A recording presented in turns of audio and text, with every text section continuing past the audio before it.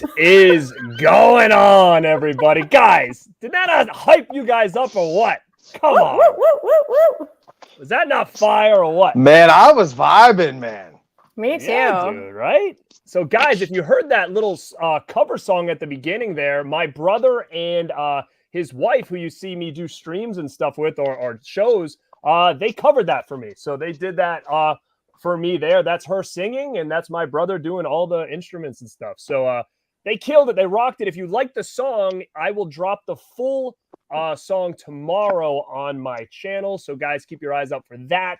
If you want to hear the full rendition of Flesh on Fire, that cover song from the movie Teen Wolf. And that's what we are here to talk about tonight. So thank you guys for popping in so far. We got people already chiming in over here. Look at that. Justin's got his doll there ready to go. Action figure. It's not a doll. It's an action figure. Brother. All right.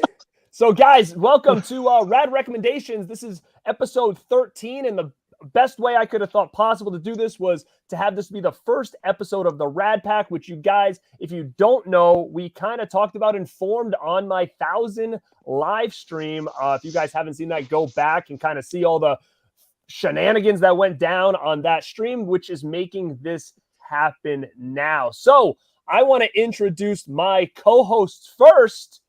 And we're going to shoot it over to Mel from My Killer Podcast. Mel, what is going on tonight? What's up?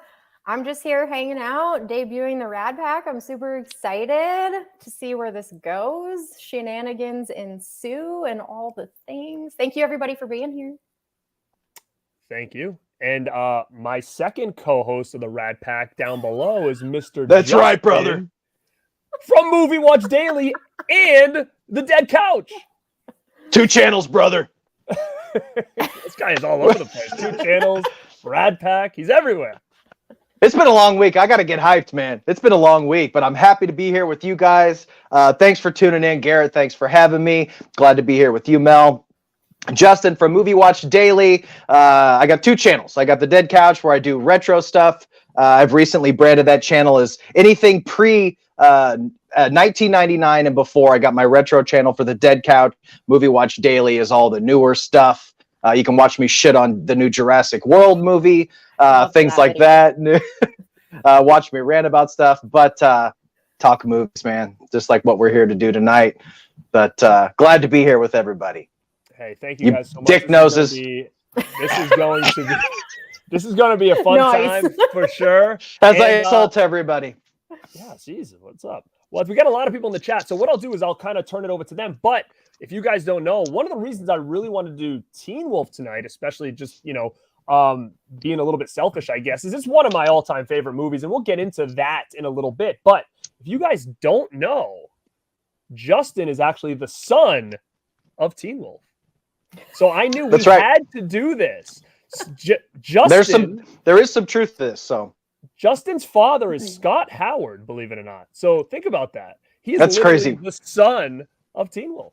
I mean, I kept sending him, is this right now? And it's amazing because in the film, we'll get into it, but in the movie, I swear they say his full first and last name like 50 times in the movie, and I kept on taking video and sending it to my dad. He's like, I get it. I've been hearing it for 30 years. I get it.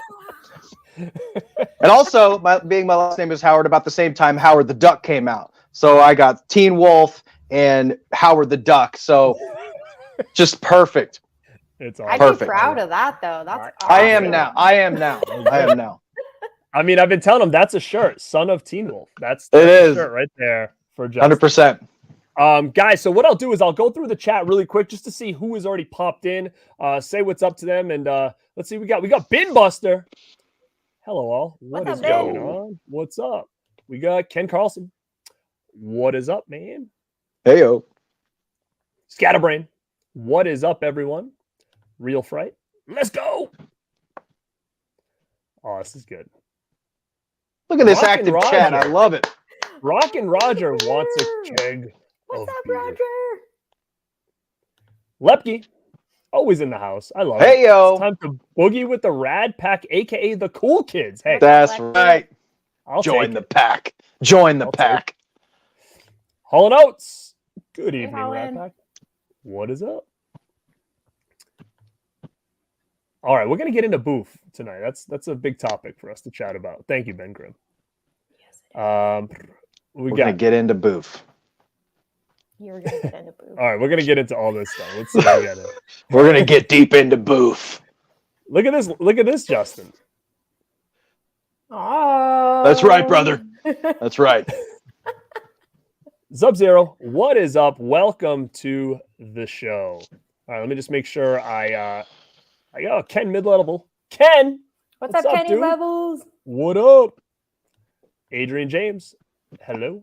What is up? Hi. How are you? We got here. I get missed. What up, 100? I just lost my spot here. Ken mid-level says, Teen Wolf, I haven't seen that. I was 12. Oh, dude. Well, listen, this is what you're going to do. You're going to watch this show, and then we're going to make you either decide to rewatch it, or you're going to be like, I don't want anything to do with this movie. Robert Long, who played in Sling Blade? Tell me. Tell me who you're talking about. Are you talking about who played in Sling Blade? I don't know. Was it the coach? Mama Blu-ray. Hi, Mama. What is up? What is up? Dead Pit. Oh, you be. Oh, here we go, Justin. This one's for you. This one's for you, buddy. How the duck shirt he wants. You got one, right, bud? I got it. Garrett, you sent me a Vengeance link Media. to that. I did. Vengeance Media, what is up? What a cool wants. Thank you for popping in here, kiddo. You got the Yo, Hulk Hogan co-host. I do. We got a lot of people in here, guys. We're gonna have to get to it. Really quick. We got Slasher Home Video. What is up? Uncle Bill is here. Look at him. Hello. What up?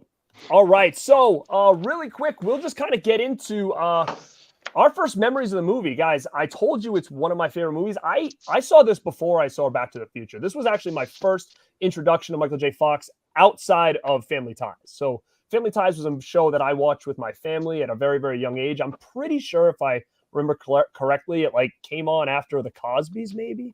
I don't know. That's kind of what I remember, maybe on like a Thursday night or something like that. And I definitely watched the show. I think at the time it was kind of over my head a little bit because I know I have not seen that show since I was probably a little kid. So I'm not sure exactly what it is, but I do remember people saying it was over kids' heads, but kids loved it.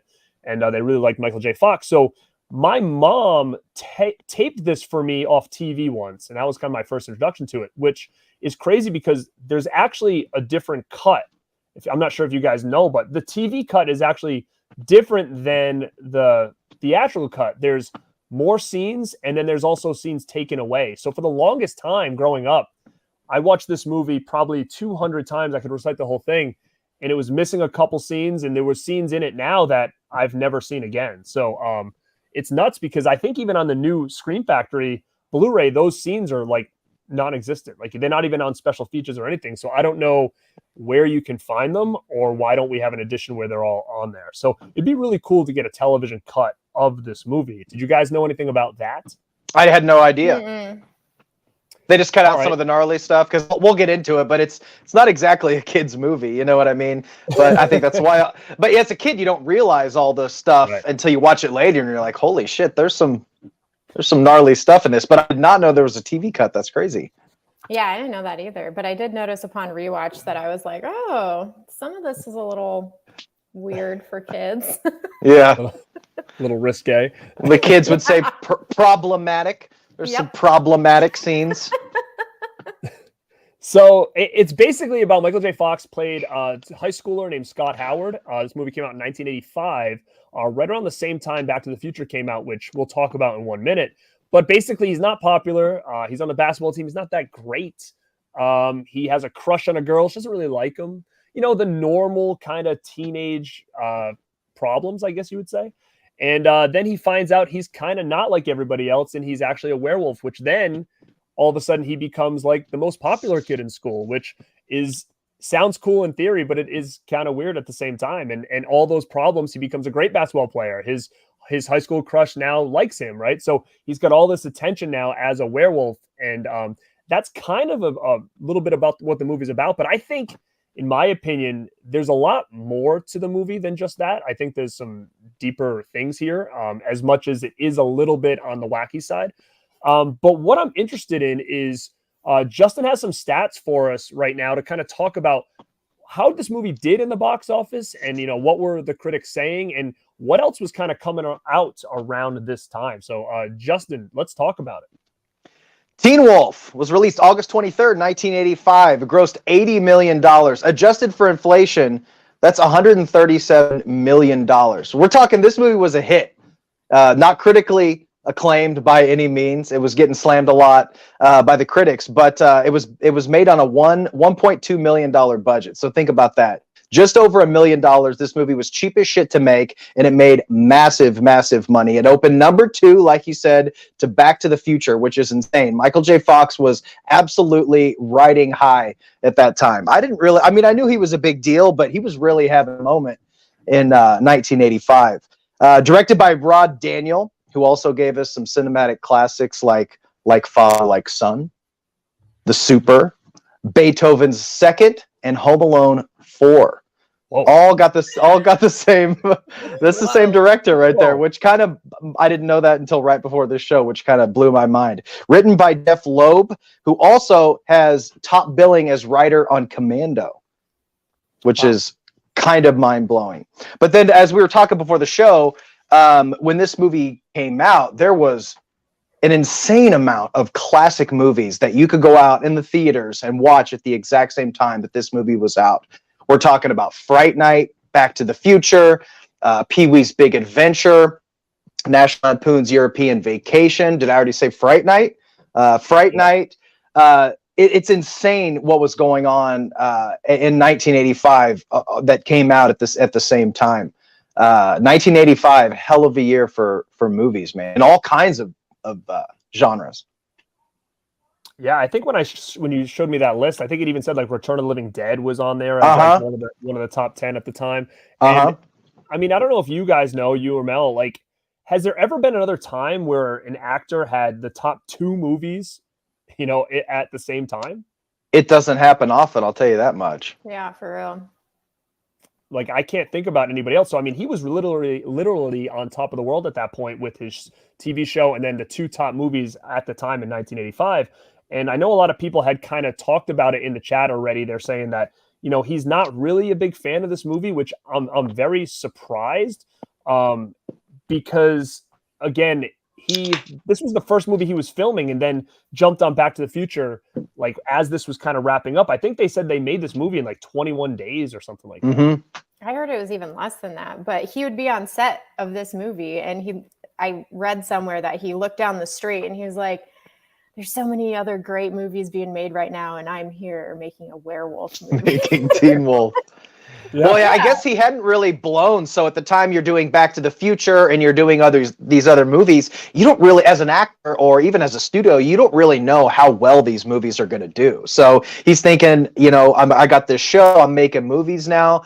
I don't think he anticipated that people would still be talking about Teen Wolf to this day. He probably just thought he was going to make a silly little movie and it would be forgotten, and it went on to be a classic. And it's also interesting with Michael J. Fox, he's really not your traditional like leading guy. He's a short king. Shout out to all my short kings out there.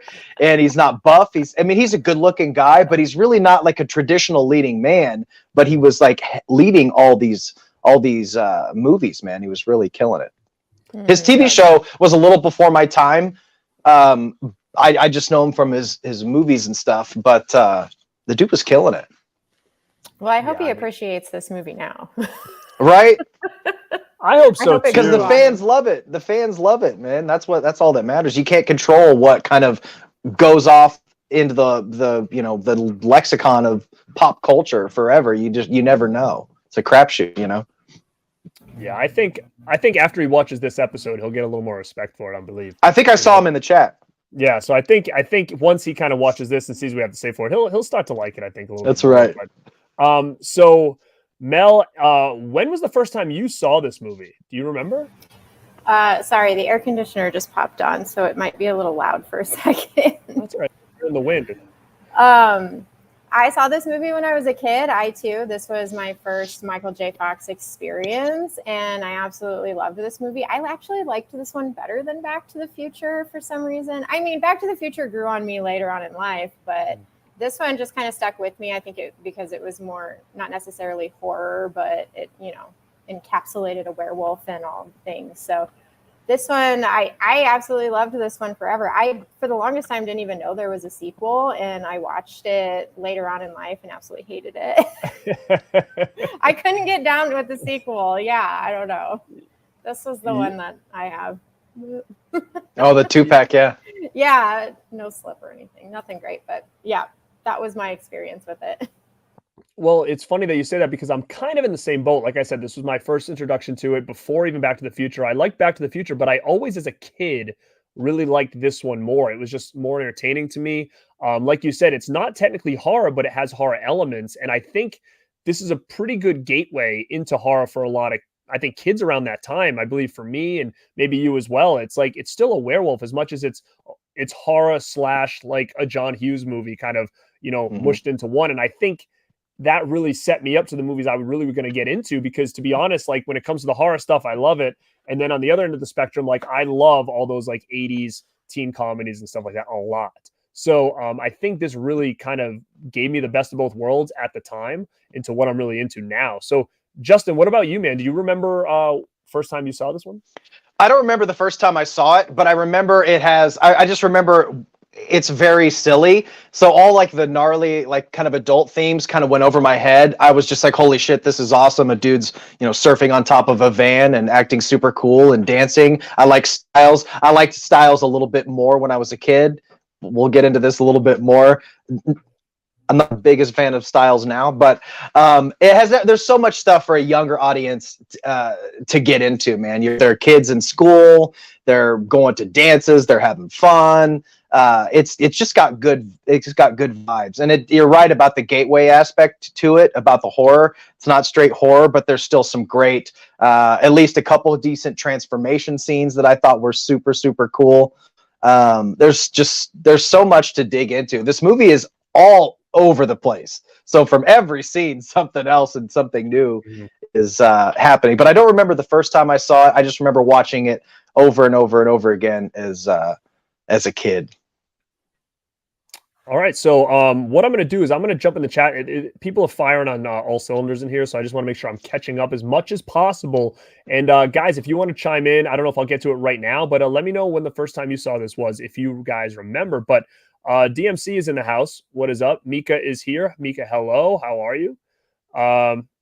Deadpit says, so you mean to tell me Scream Factory didn't include the TV cut in a collector's edition? No.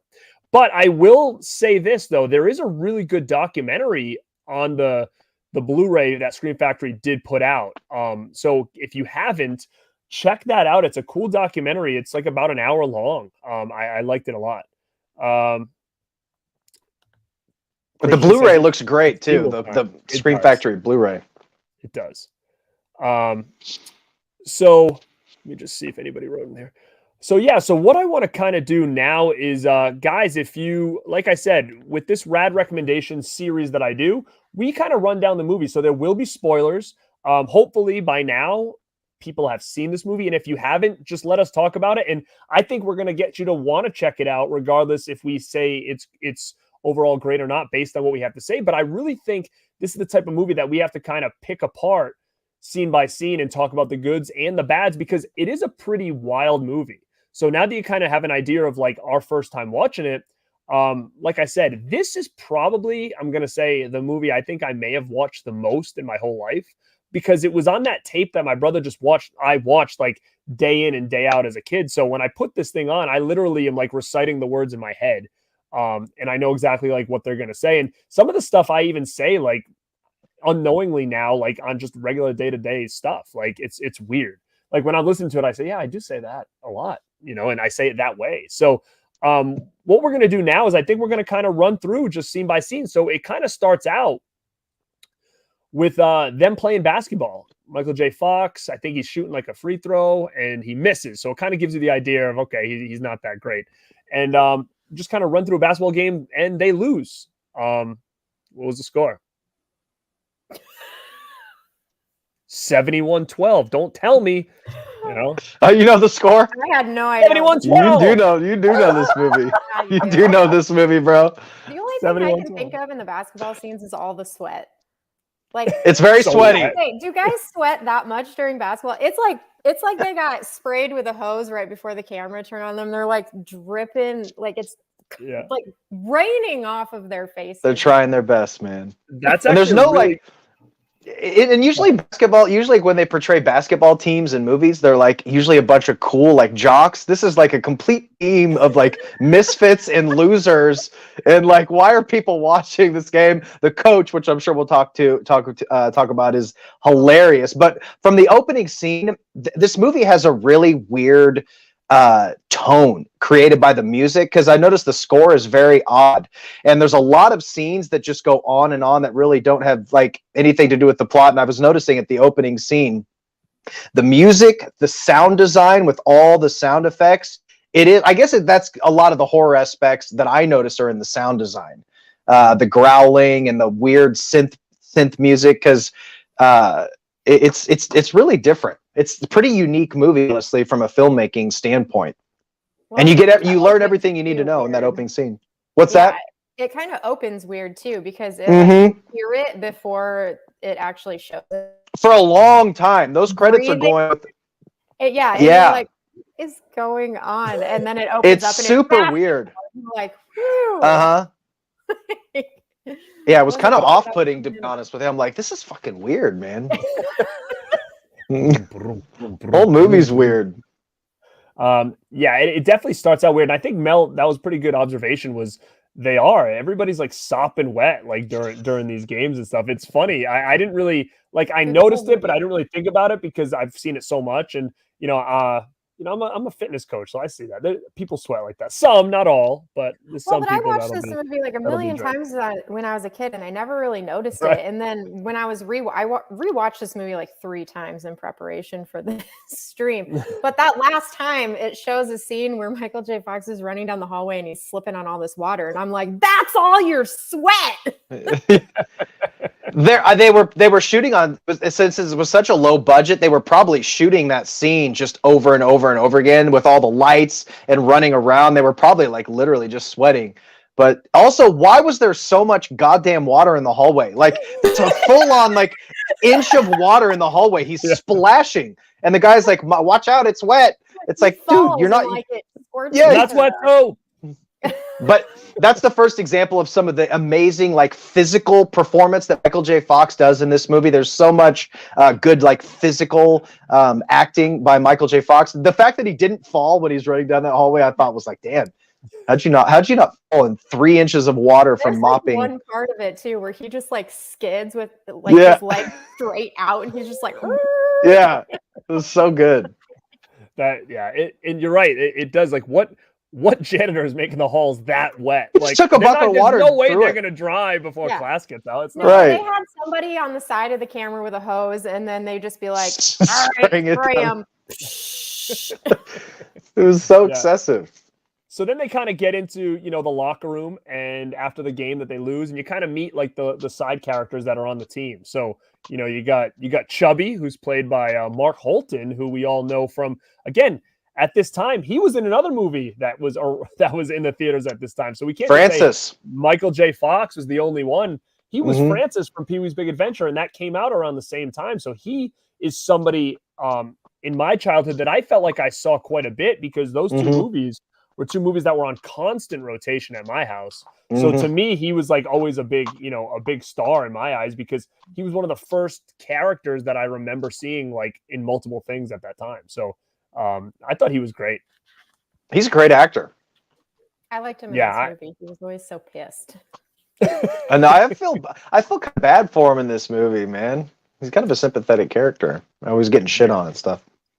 Yeah, and that's kind of what we can talk about too, is just like, how many times did the coach call him like fat kid and all this other stuff? Like, I know. Like Chubby was like his nickname or whatever, Well, and by the end of the movie, he's like running down the basketball court eating a Twinkie or something. It just all got to him. Well, that's the thing too, is like his character, like every little piece was always about food. Remember when he's like quit snooping around in my locker. And he's like taking sandwiches out and stuff. And he's like, boxes of cereal. yeah. And then you kind of get, then we meet the coach for the first time. So Marty, in the locker room, so this is the scene, I think, correct me if I'm wrong, when they're in the locker room changing and you're meeting Chubby and I think, what's the guy's name? The guy that he says a glass of milk or whatever. I forget his name is, but then you meet, then Marty, I think, takes his shirt off and he has this one long chest hair hanging down. Is this the first time he sees this? I think right at the beginning, like he notices, he looks down. Marty looks at his buff body and says, "What the heck is this?" And he's got this long chest hair coming down, pulls and it then out. He just plucks it. That would hurt. I mean, that was a decent amount of hair. I mean, that shit would. That was the worst part of the movie. I was loving that hair. But As soon as he ripped it out, I was done. All right, bye. Sexiness went away with that hair. Let's see your chest hair. Did you say keep it in? Don't pull it out. Yeah, I have to fast forward through that part every time because I just have to imagine he still has it through the rest of the movie. Well, then you like when he goes to the wolf. Then when he wolfs out, you're all in. Oh yeah, I just want to floss my teeth with that. So then we meet the coach for the first time, Bobby Finstock, the coach. So he's chilling out in his office like gym teachers do in high school. He's got eating fried chicken. Yeah, he's got a box of KFC. You want a thigh or a wing or something? And Marty comes in. He's a little discouraged. He comes in and kind of is, considering quitting the basketball team because he just realizes he's not that good. So he wants to talk to the coach about, his thoughts about him leaving the team. And this is where we kind of meet this coach for the first time. And man, he is wild, right? Like he's amazing. He is amazing. He is easily, I know this sounds weird. I don't know if this is a hot take or whatever. I think he might be my favorite character in the movie. He has like the best lines of all the movie. But what I love about that scene is he acts so caring and so concerned. But even the second that Michael J. Fox tries to like be honest with him, he's like, I got a lot going on. He's just like munching his chicken. Yeah, he's so the worst character, but yet you just have to like him. He doesn't give a shit about anything at all. He's like, I'd like to help you, but I got the IRS breathing down my neck. If they have some kind of vendetta against Bobby Finstock. And then he's like, yeah, I'm going through some changes. He's like, oh, that you're gonna go through that. Everybody goes through that. Sorry, I haven't been hanging around the locker room too much. What is he doing in there? Sorry, I haven't been in the locker room lately. It's like, what do you mean? Looking at everybody's junk. What are you even going in there? So every line he says is just gold. But yeah, every line he says is gold. I love that guy. Now, like watching it as a kid, you don't think much of it, but now watching it now, you're like, when he said that, you're kind of like, what's your plan at that point? Does he just go around like checking everybody out? Oh, like, we also skipped over the part where he gave he didn't care. He cared so little about the game. He tries to forfeit. He's like, why don't we just, go home? We'll just call it even. Let's get out of here. Forfeit the game? Forfeit. Yeah, so he's a great character for sure. I just think he just makes it work. And like you said, it's just those one-liners he has throughout the whole movie and just him talking to Marty with just like that carefree, like, then he's telling Marty about the story about another kid who tried to quit the team once. And it was a weird, deep kind of story. And you're kind of like, what's the meaning of this? Like, he's like, this other guy tried to quit the team once. And, his mom had like a pin in her hip and he wanted to work. And these were hungry people. These were hungry people. What is he talking about? That whole scene, that's when I first started to notice and you watch the rest of the movie, like there's so many scenes that's like you could completely cut out of the movie and you wouldn't miss it. Like that whole scene does not serve the plot whatsoever at all. And it's like 7 minutes long, but it's hilarious. So it's just that's what it's this in there. It can't not be there. Right. Like 100%.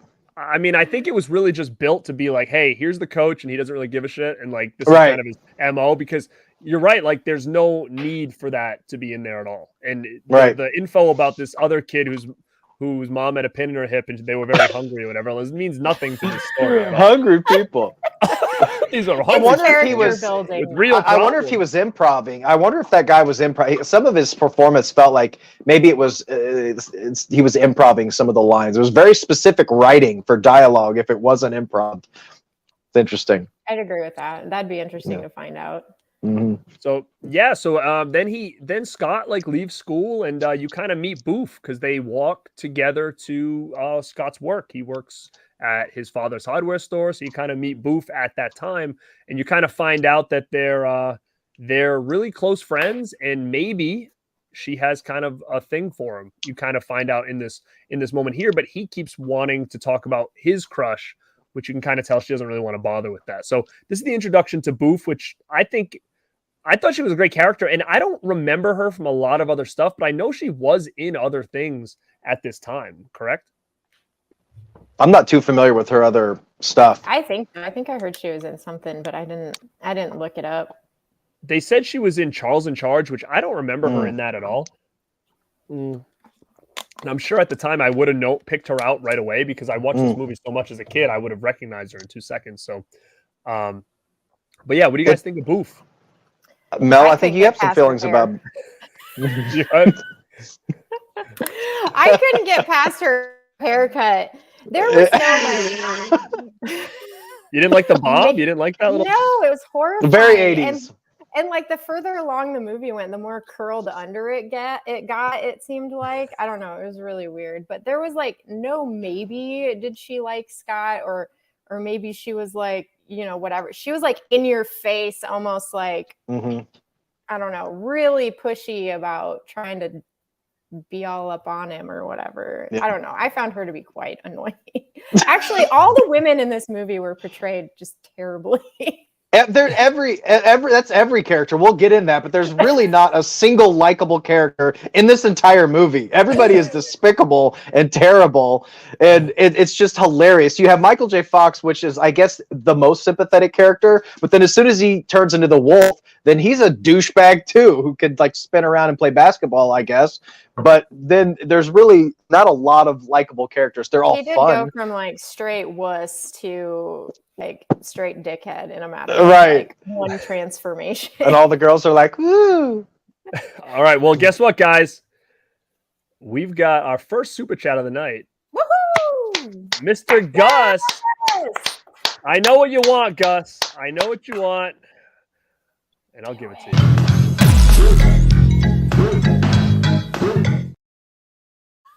Oh, baby. I love that so much. That was amazing. Rocking the Haim dance with the first super chat of the night. Thank you, Gus, so much. Hopefully you're the hamster. Enjoying our conversation. And we promise I will get back to this chat for sure. But and guys, feel free to chime in. I'm really behind in the chat, but there's a lot of this to talk about. And I think they're making just great points here about I was always a big fan of Boof. I liked her better overall, but I definitely see what you're saying. Like she was being very pushy, and it seems like he wasn't really interested, and it's almost like he was being forced, and it gets even worse from there as this kind of progresses. So that was our quick little intro to Boof, and then we go into the hardware store where Marty, oh my goodness, Scott. I feel like you were calling him Marty earlier, and I was like, is he doing that on purpose? Like, I could have figure it out if you were doing it on purpose or not. You know what's funny is I probably wasn't doing it on purpose, but I did do a little bit of research before we jumped on, and in another country, I don't remember what country it was, but they changed the character's name to Marty because they wanted to play it all because he acted so similar to the way he acted in Back to the Future that they just said, we'll just call him Marty in here because that's what people know him by, because they didn't act much different as a character. So I thought that was kind of amusing, actually. That's such like an international marketing kind of thing. Yeah. So, I mean, imagine that, watching this and being like, what kind of weird sequel is this? Back to the Future. He's like really a wolf the whole time, and then like you're trying to explain somebody like while you're watching Back to the Future, like, do you really know that Marty McFly is really a wolf? It's a really similar performance and similar character, though. You know, they're kind of interchangeable. Yeah. So the scene again. Now we're on the scene at the hardware store, which really is unnecessary. It's just kind of, I think, an introduction to his father at this point. Yeah. Which is another, rest in peace to him. He, great character actor there. I loved the dad in this. I think he was one of the characters that I actually really liked. He was genuine. Yeah, he's great. Seemed like a real nice guy, Yeah, his dad, the character of that is great. Well, one of the things, like along with like the chest hair scene at the beginning and the hardware scene, are kind of just laying a little bit of groundwork that something's going on, because we got the chest hair, we got the dog whistle. For some reason, it doesn't affect his dad. Maybe he's got mature ears. Yeah, he doesn't. He doesn't notice it. But they're kind of laying the groundwork before the transformation, which is a good bit of teeing up the story and stuff. But yeah, I was wondering why his dad wasn't noticing the dog whistle, but that was a good scene. When you have kids and you get older and your kids are yelling and screaming and you just tune them out. Yeah, he's just tuning it out. Yeah, he's the king of the nuts and bolts. I'm not Sears and Roebuck. I'm not. So yeah, I'm not. I like it. I like his dad a lot. So that was the kind of quick intro to that. Kind of, again, it's a scene that was kind of unnecessary. But I think what they're doing here is, like you said, they're laying the groundwork with the chest hair and the dog whistle, and we're kind of getting an idea of what's to come. So I think they do a pretty good job kind of teasing, what's going to happen without making it too obvious. And then at this point, basically, it's about they're getting ready to go to this party. This big party that's being, done by the school. Actually, you know what? I lied. You know what scene is next? The scene is next where you get introduced to two new characters, Pamela and Mr. Lawley, who is the drama teacher, because Marty has to deliver paint to the school. And so the girl that he has a crush on, Pamela Wells, she is in the drama club, I guess you'd call it. What would you, drama, theater? And Mr. Lawley, super weird scene. Mr. Lawley is a very weird character, I feel like. It's just like her on stage and him just watching her, like there's nobody else there or whatever. So yeah, there's never anybody there. It's like after hours, Marty's like going in with some paint. It's like dark out and they're like still in there, like rehearsing or whatever. Like a one-woman show. Roll of fabric too. What the hell was that fabric for? And why did a hardware store have it? I kept trying to figure out what the hell was in his hand, but he did that was another piece of good, like, physical shit from Michael J. Fox, as he's trying to like hold all that nonsense in his hand. It was pretty funny. It's like a bolt of fabric. That thing weighs like 10 pounds. Is that what it was? That big like checkered looking thing? Like a picnic blanket looking bolt of fabric. Like, why a hardware store would have that? And then it never said where it was going. He was just carrying it around the whole time. He's opening like Mr. Lawley's like opening like a Pizza Hut, and he's like to do the tables. He really needs that. But yeah, that was he's like, oh, what did he say? It's me from the hardware store. And he's like, the paint. My paint. Mauve. A can of mauve. Am I right? Yeah. And then the things he's saying to Pamela, though, when he walks in is like really, really, really awkward as a teacher. Again, these teachers at the school, a little bit awkward, right? You got the coach, you got this guy, and Marty's walking. Jeez, I said Marty again. Scott Howard is walking in. And you hear Mr. Lawley saying, what is he saying to her? Like, come on, Pamela, I want to feel you. I want to smell you. I want to smell you. Hurt me. Hurt me. Yeah. What kind of lines is that? I want to smell you. What does that mean exactly? It's inappropriate. I want to feel you. I want to smell you. Totally. Hurt me. Creepy ass dude. What'd you guys think of Mr. Lawley? He's a creep. There's like nobody else in this play either. It's like a one-woman show until Scott wolfs out, and then it's a two-man show. The guy's just really passionate about theater. Worst play ever. It's just like one backdrop and just like two people talking. Opening night, there's not even an audience. It's just him sitting back in the chair. Staring at her. Being creepy as hell. Smelling her. There is a lot of creepiness in this, but it's funny because what I like about it in a way is it just shows that like the 80s was like, there was really no rules at that point. It was just kind of like anything goes, nothing's a big deal. Like, when Mr. Lawley grabs the paint and goes off somewhere else and he's like, this ain't mauve, this is turquoise. It's turquoise. Yeah. And then finally Scott gets to talk to Pamela for the first time, and you could tell he's super nervous, and he's like, oh, you want to go to the party tonight? I've got a van. Like, for what? Why is that important? I'm just like, what do you mean you have a van? Like, yeah, like all he could have said was, I'll give you a ride. Like, I got a van. Like, what is he trying to say?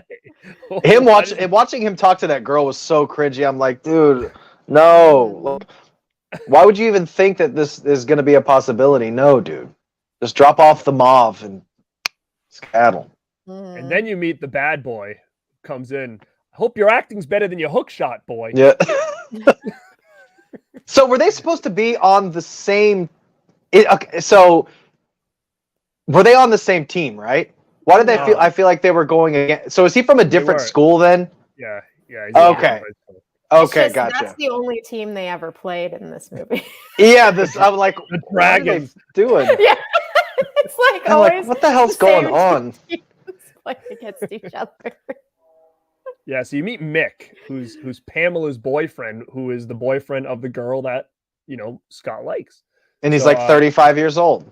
Yeah, and he's kind of like built or whatever. Yeah, and he's got like that bad boy look. He's got all the denim on with like a tank top underneath. Oh yeah. He was like, when I was a kid, like I said, I'd seen this so much. Like him and like Johnny were like on the same tier because it was the only two like real bad boys of these movies that I knew at the time. So to me, it was like, dude, who's tougher, Johnny or Mick? Well, we'll get into Mick. He's kind of an odd duck, that guy. So we'll get into him for sure. But yeah, so then we get into some scenes where they're about to go to the party. They're getting ready to go. Again, they're at Scott's house. He's getting ready to go to the party. Styles picks him up. Now, is this the introduction to Styles? Well, I think we met him really quick in the locker room. He was hanging. Like, why is he in the locker room? He's like not on the. He's everywhere. He's everywhere. He just comes in and he's like talking to everybody while they're in the shower and stuff. Yeah, he's like the Zach Morris. I think he was even trying to sell the party in the locker room in the beginning, right? He was trying to get somebody to buy him a keg of beer or something. That's what it was. Or go to the party or something like that. Lemonade, my man, what it is. Yeah, I love Styles. What do you say to that guy? Is that in this version or is that in the TV cut? The guy that was on like the Dragons was like in the shower and he walked up to me. He's like, "Hey, Lemonade, my man, what it is? I'm raising some funds for the African American." I know. I saw. Yeah, and I was like, "What a weird thing." This one single black person in this movie, and that's the line that comes out. That was like, "Yikes, dude." He said, "I think it was Afro-American too." I'm like, Jesus Christ. Shameful. I know Styles. Damn. Styles is wild. We are going. I love him because he looks like you could just go party with him. Like I would go party with him. He's the life of the party, no doubt, and we'll get into that. But before we start getting into the next block of this movie, basically talking about them going to their first, high school party, I want to jump back in the chat so they don't think we're ignoring them. Deadpit says Mel knows what's up. It's warm as dog shit. So that AC, I guess was Deadpit approved over there. I wonder if the actress played Boof auditioned for the role of Amy in Fright Night or vice versa. I think those characters are interchangeable. Interesting. Interesting.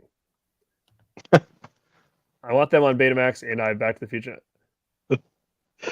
I watched them on Betamax. Planet CHH. Planet CHH. I've got a van would not work in 2022 world. No. Nope. Mark Holton had a small recurring character on Tim and Eric. I don't even know what that is. Is that a show? Tim and Eric? I don't know. Oh, Tim and Eric's great, man. Is that a show? Yeah, it's a show. Yeah. I didn't know he was on that. That's cool.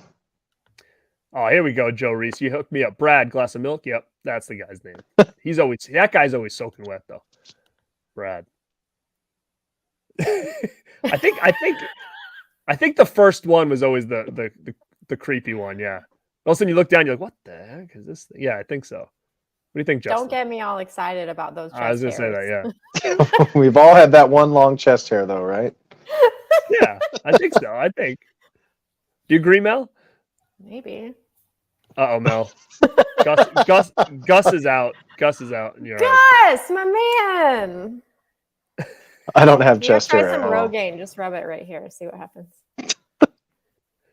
Oh yeah, that's what the teacher, the coach said. What is it? Gambling, drugs? I'd really like to help out, but I've got to tap.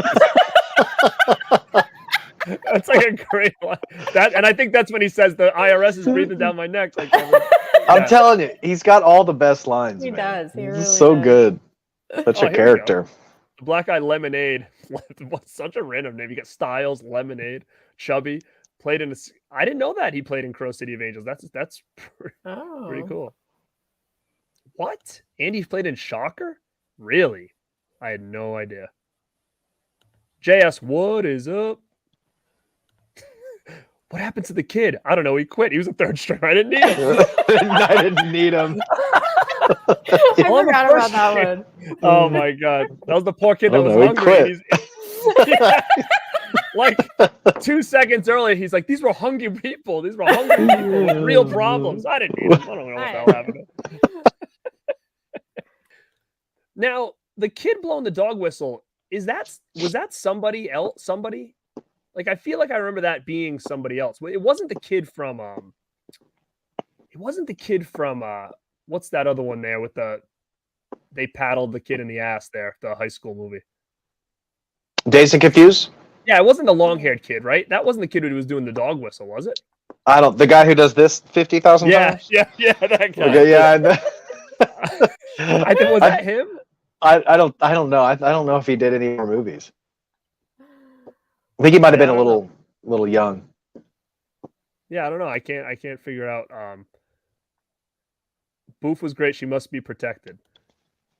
Boof is an epic name. So Justin, if you have a daughter, Boof, it's gotta be. It's gotta be. I gotta keep it canon, man.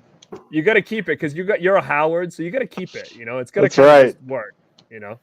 I read a little bit about the name, and I guess the writer, producer, somebody's went by that or something. Like one of his ex-girlfriends that was her nickname. So somebody in the real world in the 80s had that nickname or something, and he put it in the movie. But it's such a weird. It's I don't know. It's not cute. I thought it was a nickname at first, but then it turned out it was like her name, right? Yeah, I didn't know. Originally, her name was going to be Lisa, and Boof was going to be a nickname, but then they just said, "Screw it, let's just keep it out of his name." It's so weird. All right, so many movie junkie John, so many streams tonight. Who's streaming? Who's streaming tonight? You tell me. You need to be here. Yeah. You've already seen all those other people streaming before. Well, we're fighting Joe Bob. Last Drive-In's popping too right now. Dude, that happens to me like every time I do this. It's always Joe Bob's on the other end. Friday, blowing up their chats and be like, "Hey, I heard there's this really awesome Rad Pack stream going on. I'm gonna head over there." I love it. All right, so Oracle says, "I love this movie, and I also got the poster size 24 by 36 frame on my wall in my movie room. I would like to say my favorite character in Teen Wolf is Chubby. Yeah, played by Mark Holton. Let's see. Didn't Mark Holton play Gacy too? John Wayne Gacy in the Gacy movie? He did, yep. That's crazy. Oh, yeah. Joe Reese is right. So when we meet Mr. Thorne, the principal, at the scene when Marty brings the stuff to school, because he's still hanging around as well. That guy's such a dick. Christian does say, yeah, I've got a van would not work in 2022. Uncle Bill says, "I got a van, bro. That should be a shirt." It probably That's true. Got a van. It's like this old van on it. With the door cracked open and it's Uncle Bill's face in the inside. He's driving. Well, there's Dead Pit. I do have a van for real, guys. Oh. Uh-oh. Well, then that's going to be your line. Every time you talk to someone, just be like, "I got a van." Like just straight face like that. That was the whole culture, though. The whole van thing. That was the whole van culture was a thing. 70s, 80s. That was a huge thing. Some dope ass vans. Yeah, it is kind of. Yeah, you're right. Yeah, no shit. Van life, dude. It's a whole thing. Well, do you remember as a kid when you actually met somebody that had a van, you thought it was like the coolest shit when you finally get in it for the first time? It had like multiple rows, or like the back was wide open. You could like carpet from vans when I curtain. Yeah, that was what you were told. If a van comes down here, run. Especially an all-white van with no windows. You jumped in that van, Garrett. No, I had neighbors. They had like the vans and stuff. I was like, "Dude, let's take the van. Let's take the van." Oh, look at this. Oh, Christian's funny. He said, "I can't wait for Synapse to do a limited edition Steelbook for Teen Wolf and then a regular edition." No shit. That's pretty much all the companies now. Well, what they'll say is we don't intend to do anything else, and then they'll do the regular edition first, and then they'll bust out that. We have a 4K scan. So we're gonna move on to the party, which is kind of a cool scene because we start to learn that Styles is really trying to get a keg, and at this liquor store that he keeps going to, this old man is tired of it. This old man is tired of it, and This it's kind of a part funny is scene. wild. I like when he goes in first, and he's got like the cigarette, and he's got like the sunglasses, and the old It's guy not even looks at him. lit either. Yeah, he's like, the boss, the boss is breathing down my neck. What am I gonna do? And the guy's like, no ID, no goddamn beer. Get it through your thick skulls. He's so angry. It's so good. angry. He's probably seen Styles like 40 times that same week, and they're trying to buy. That was such a funny scene. It was, because I think like the story that Styles like gave the guy was just so out there. He's like, yeah, my boss called you, right? From the gravel pit. I'm gonna get a keg because the guy just is on parole or whatever he says to him. And it's like this story is like he's working at the gravel pit.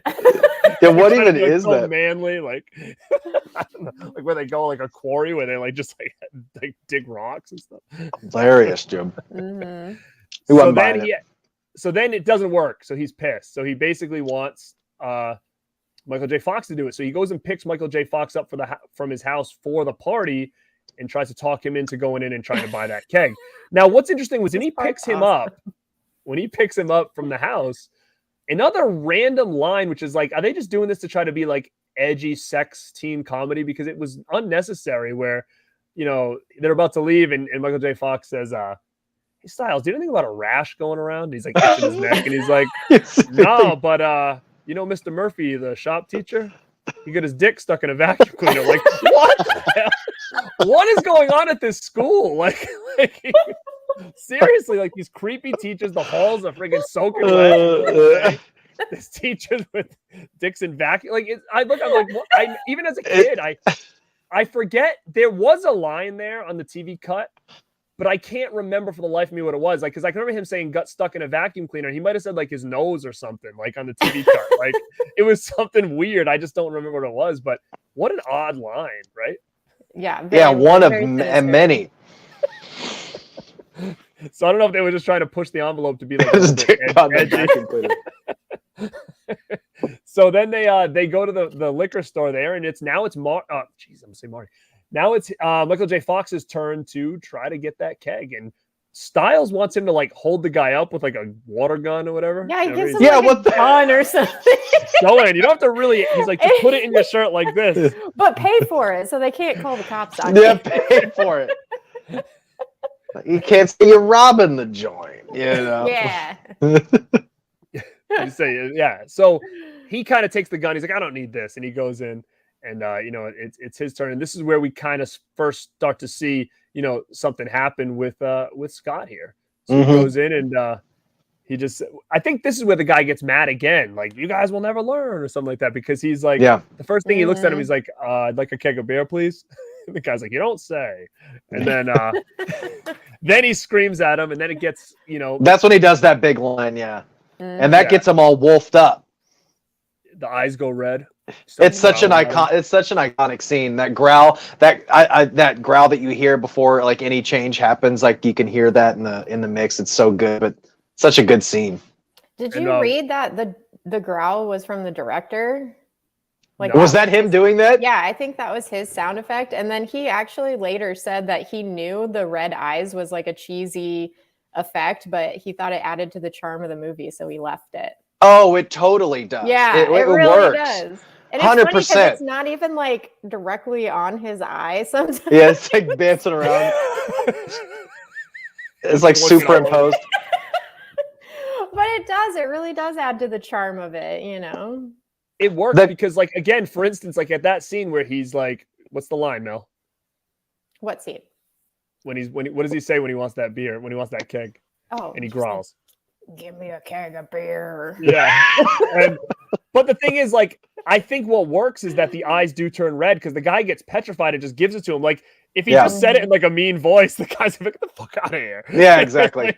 like no red eyes, just like, give me a keg of beer. I can't do the wolf voice very well. Well, what's funny about that too is in the trailer, when like the first teaser trailer, they use that line in it. And the voice is different, and they go back and change it. You should hear the first teaser voice. It's awful. It's like, give me Oh. a keg of beer. It's I've so never bad. noticed that. It's like, No yeah, shit. you gotta watch the teaser and you're like, Sounds like Gollum or something. Oh my dude, God, I yeah, wanna watch it's that awful. now. It's like one of those things where I'm like, thank God they changed that. That would have been like so laughable. It Yeah. was awful. And then he looks at him and he goes, I never got this as a kid where he was just like, and these. And it was like, what was that? Like donuts or something? Like, what it did he looked get? like powdered sugar donuts. I think Why? For the kids. Why did because they're in a van, you know. Yeah. You know, Garrett. Yeah. He's like, we're in a van. We're gonna need these for later. Like donuts. And the thing is, like, then they don't amount to anything. It's not like they're driving in the car eating donuts. They just go away. Like you never. I see think them it's again. because he didn't. Marty didn't really give a shit about the beer. Marty He's just like again, kind of a nerd. Or God damn it! What the Every fuck? time somebody says Marty, everybody takes a drink. Because You know- he's just, you know it's you just should Marty. say? Michael J. Fox is Marty. You should just say my father. God. Just keep saying my God, father. yeah, my father. But I don't. Please do. God damn it! I But didn't my even notice. father is getting the keg from. Scott Howard. But I don't think he was interested in the beer. I think he just wanted those donuts. I think that's all it was. I don't even think it was a joke or a meaning. He was like, that's what I want. Who your dad? Your dad? Your dad? Mm-hmm. Yummy. Your My dad just father. wanted he wanted the father. donuts. Yep. Scott Howard. You can show your dad the stream, and he's like, "Why are you making up all these stories about me? I never robbed a It's all about you. I never took donuts from the liquor store." I learned it from watching you. It's like the old PSA. Oh my God. So then they get the keg and Marty. they drive into the party. And this scene right here is like so iconic to me as a kid. It was like mind blowing when Styles goes up on the van and surfs. Yeah. And you got the Beach Boys song there or whatever. That's Beach Boys, right? Oh, yeah. That's like the first jam, like actual jam of the movie too. So it's a little abrasive when it first starts. You're like, whoa, what's happening? But then you watch the scene Yeah. and you're like, this is awesome. Yeah. Yeah. I absolutely loved that scene as a kid. And I can remember talking to my mom and being like, oh, I want to, surf on the top of the truck or whatever. And like, they're trying to tell me like, that's not real. You'll fall off, And like, I really thought like that was, legit that I could do that. And then they were then they had to like sit me down and be like, they're not really on a street. Like that's like a green, like, because I think they really thought I wanted to like get up on the car and like ride on Now, I don't know if you guys noticed it, but to me, it looked like they almost like guerrilla shot this movie. Like when they get the wide shot and they pan out, it looks like they maybe just tried to get the shot on the street and actually filmed a little bit of it. There's a scene when he does the handstand, though. I was trying to figure out how they did that. I think they literally just had like a dummy or like a mannequin, like just because it doesn't move whatsoever when he's doing the handstand. Did you notice that? Yeah, we can. He's on. If you look really close, it's got to be a guy because he's, unless it's something, because he's holding on to something. Like when he's doing the Like handstand, bars or something. Yeah. Well, And I read they when said- Styles did it, he actually did it. He had like a Did he? wire going up his pants from inside of the van, like holding him up or something, or holding him That's on rad. it so he wouldn't fall off or something. But Michael J. Fox had a stunt double or something like that. Yeah. Yeah. No, you're right. And that's what I was just going to get into is that Styles did it. He did it all himself. So, which I thought was really cool. And that was a really iconic scene of him surfing on the van. It's honestly, it's weird because it's not something you ever really see in other movies. Like a guy surfing on the top. Like, I don't think I've ever seen that in anywhere else then. Well, and they didn't really have an audience either. Marty's just like driving. There's nobody. Is there anybody else in the car with him?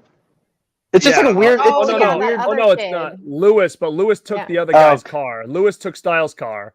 It's just kind of an odd thing for just two dudes to do. You know what I mean? Like Marty, like he doesn't even get to see what's going on. He's just, I hope he didn't fall off. And how would he have known if he would have fallen off? He could have been 3 miles down the road and Styles is getting run over by cars, and he would have had no fucking idea. No, Yeah, not you know what I mean? Styles. But the way they talked about it, it's almost like they do this a lot, though. Like it Right, almost it's seems like a whole thing.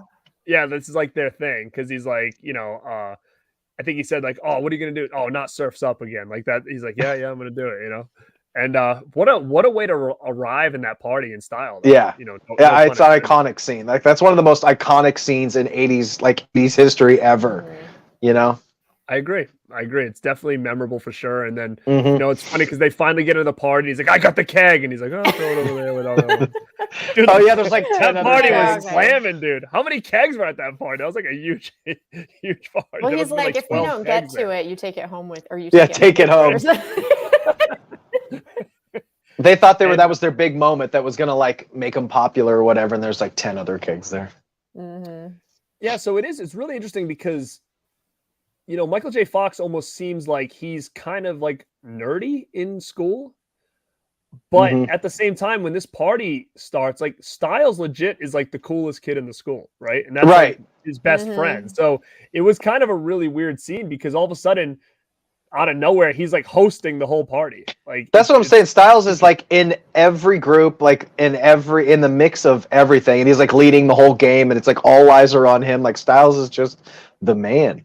Everybody had that kid in their school though, right? The one that kind of hung out with all the groups. Maybe not necessarily, such a character like Styles. But there was always that one kid that was like in every group that hung out with everybody. Yeah, he was always everywhere you went. He was always there. Yeah, for sure. But I thought this was a pretty cool scene with the games, like you said, in the party scene. All the weird games that he was having them do. Like the best one was with Chubby and the girl with the Jello. With Jello. That was so good. Hold the Jello. Yeah. And then, it's like a weird thing where it's almost like all the people that were playing these games had a ticket and it had someone else's name on it. So if you got called, like say Mel got called and her ticket said Justin, and I was like, all right, Mel, here's your game. Who's your partner? And then you're like, oh, I got Justin, right? And then you guys do your game, whatever. And that's kind of how it rolled. But then Boof got called, and for some reason she said she got Scott, but they show earlier in the movie that she didn't get Scott. It was the other chick, and she was like, ugh. Oh, the girl he liked. So she kind of, screwed him over in a way, I guess. Because she's a liar. Very deceitful. Dude, Scott would have went nuts if that other girl said, oh, I got Scott. Right? He would have loved that. This but is why instead, she Boof blocked sucks. him. Right?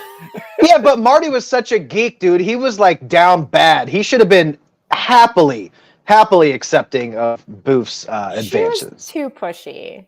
She was so pushy, it was borderline inappropriate. Yeah, they could have been a little bit more subtle, like instead of having her be so overtly about him, maybe like cut to a scene of her and she has a picture of him in her locker, but he doesn't know or something, like a little bit subtle. But man, she was in charge. She went after what she wanted, baby.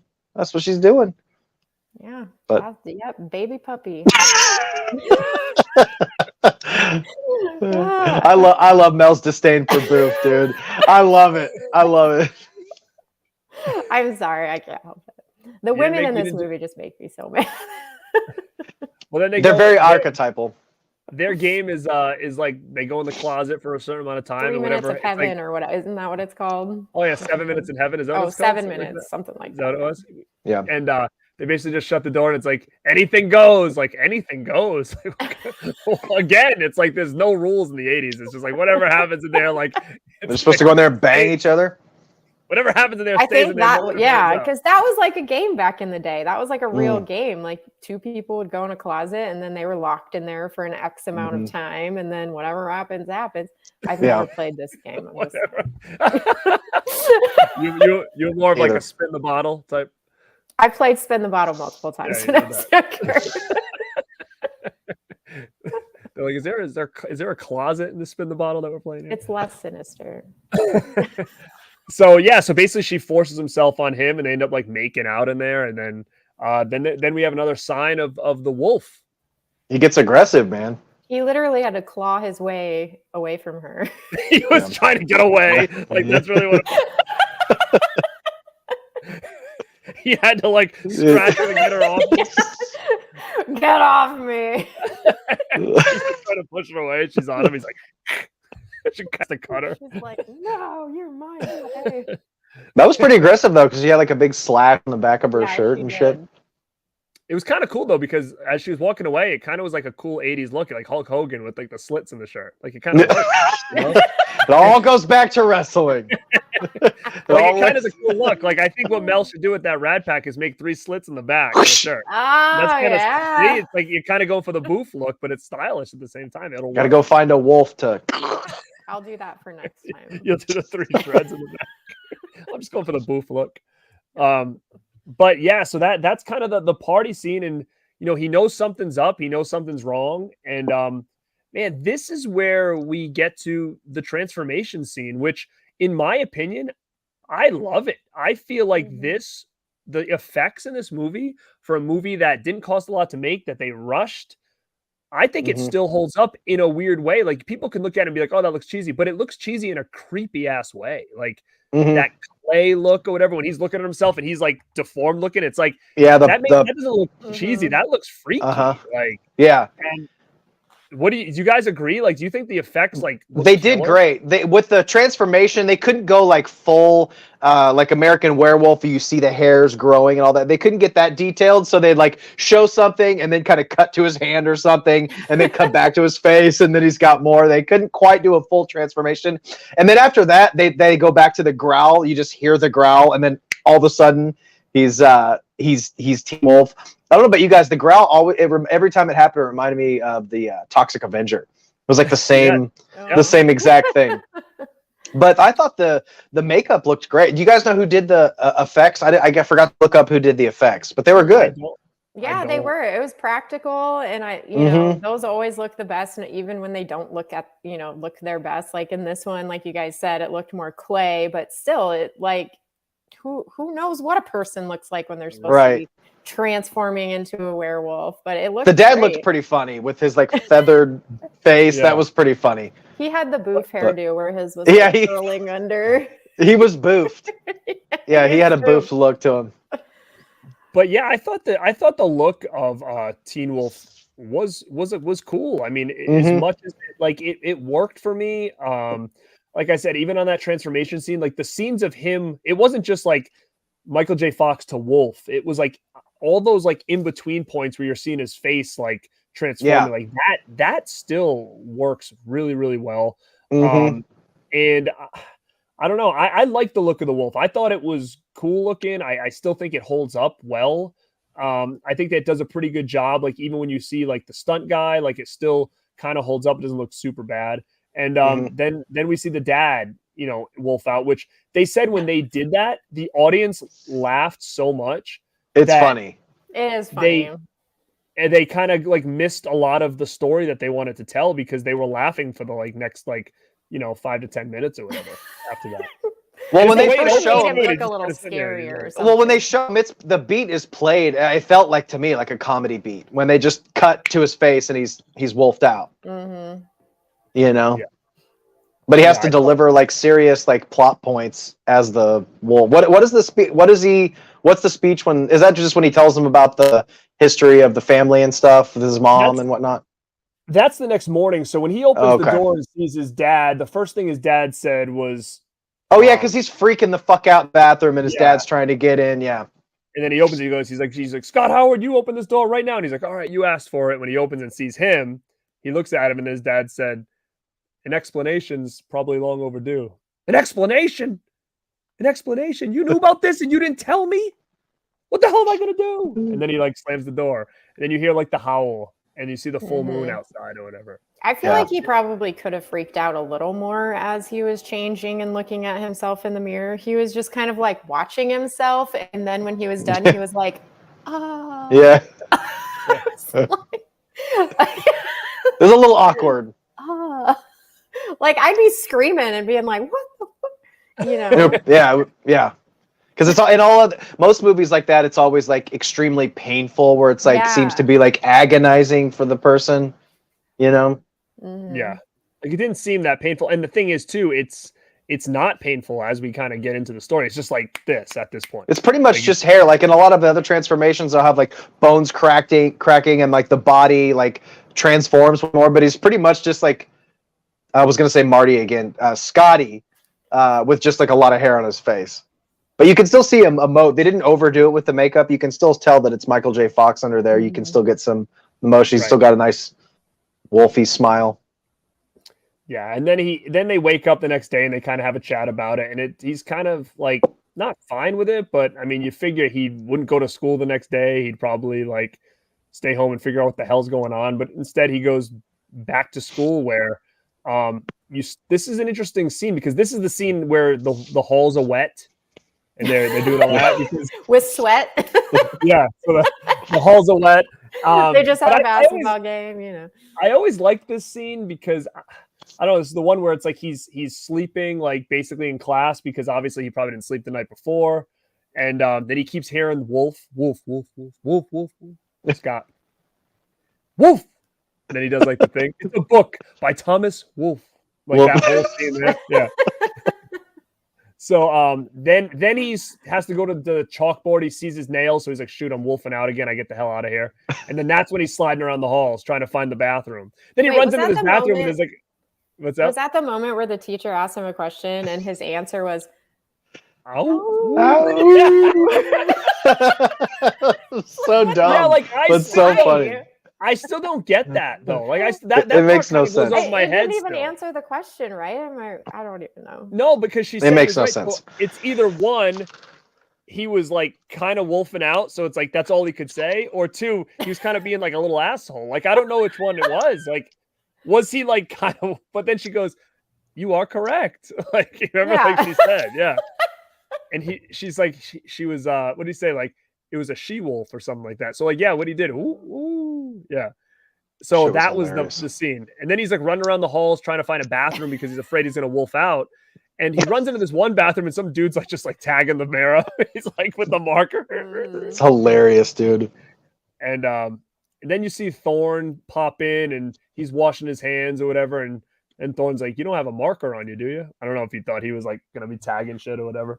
But that kind of leads up to this next scene, which you can talk about is this scene. It was never in the TV cut, so I didn't see this scene until way later when I finally got the movie on DVD. And that's the "What are you looking for? What are you looking at, Dick Knows" scene, like the shirt you're having, where him and Styles are looking for the weed in the garage. That whole scene was gone. Like that scene didn't exist to me, which again is not necessarily an important scene in the movie at all. I mean, it's kind of important. That's when Styles gets to see him. The reveal. Like Styles is the first person that he tells about him That's being true. a puppy, you know, and that's when he first gets to see it. It's kind of Right. So without that scene, how did Styles find out, or did he? Styles just found all of a out when sudden everybody know? else did at the basketball game. Oh, that's wild. Oh. Yeah, so when the scene, like, so basically he found out when everybody else did while he was in the stands of the game. So like that, so that scene didn't exist. So basically he didn't know until everybody else knew.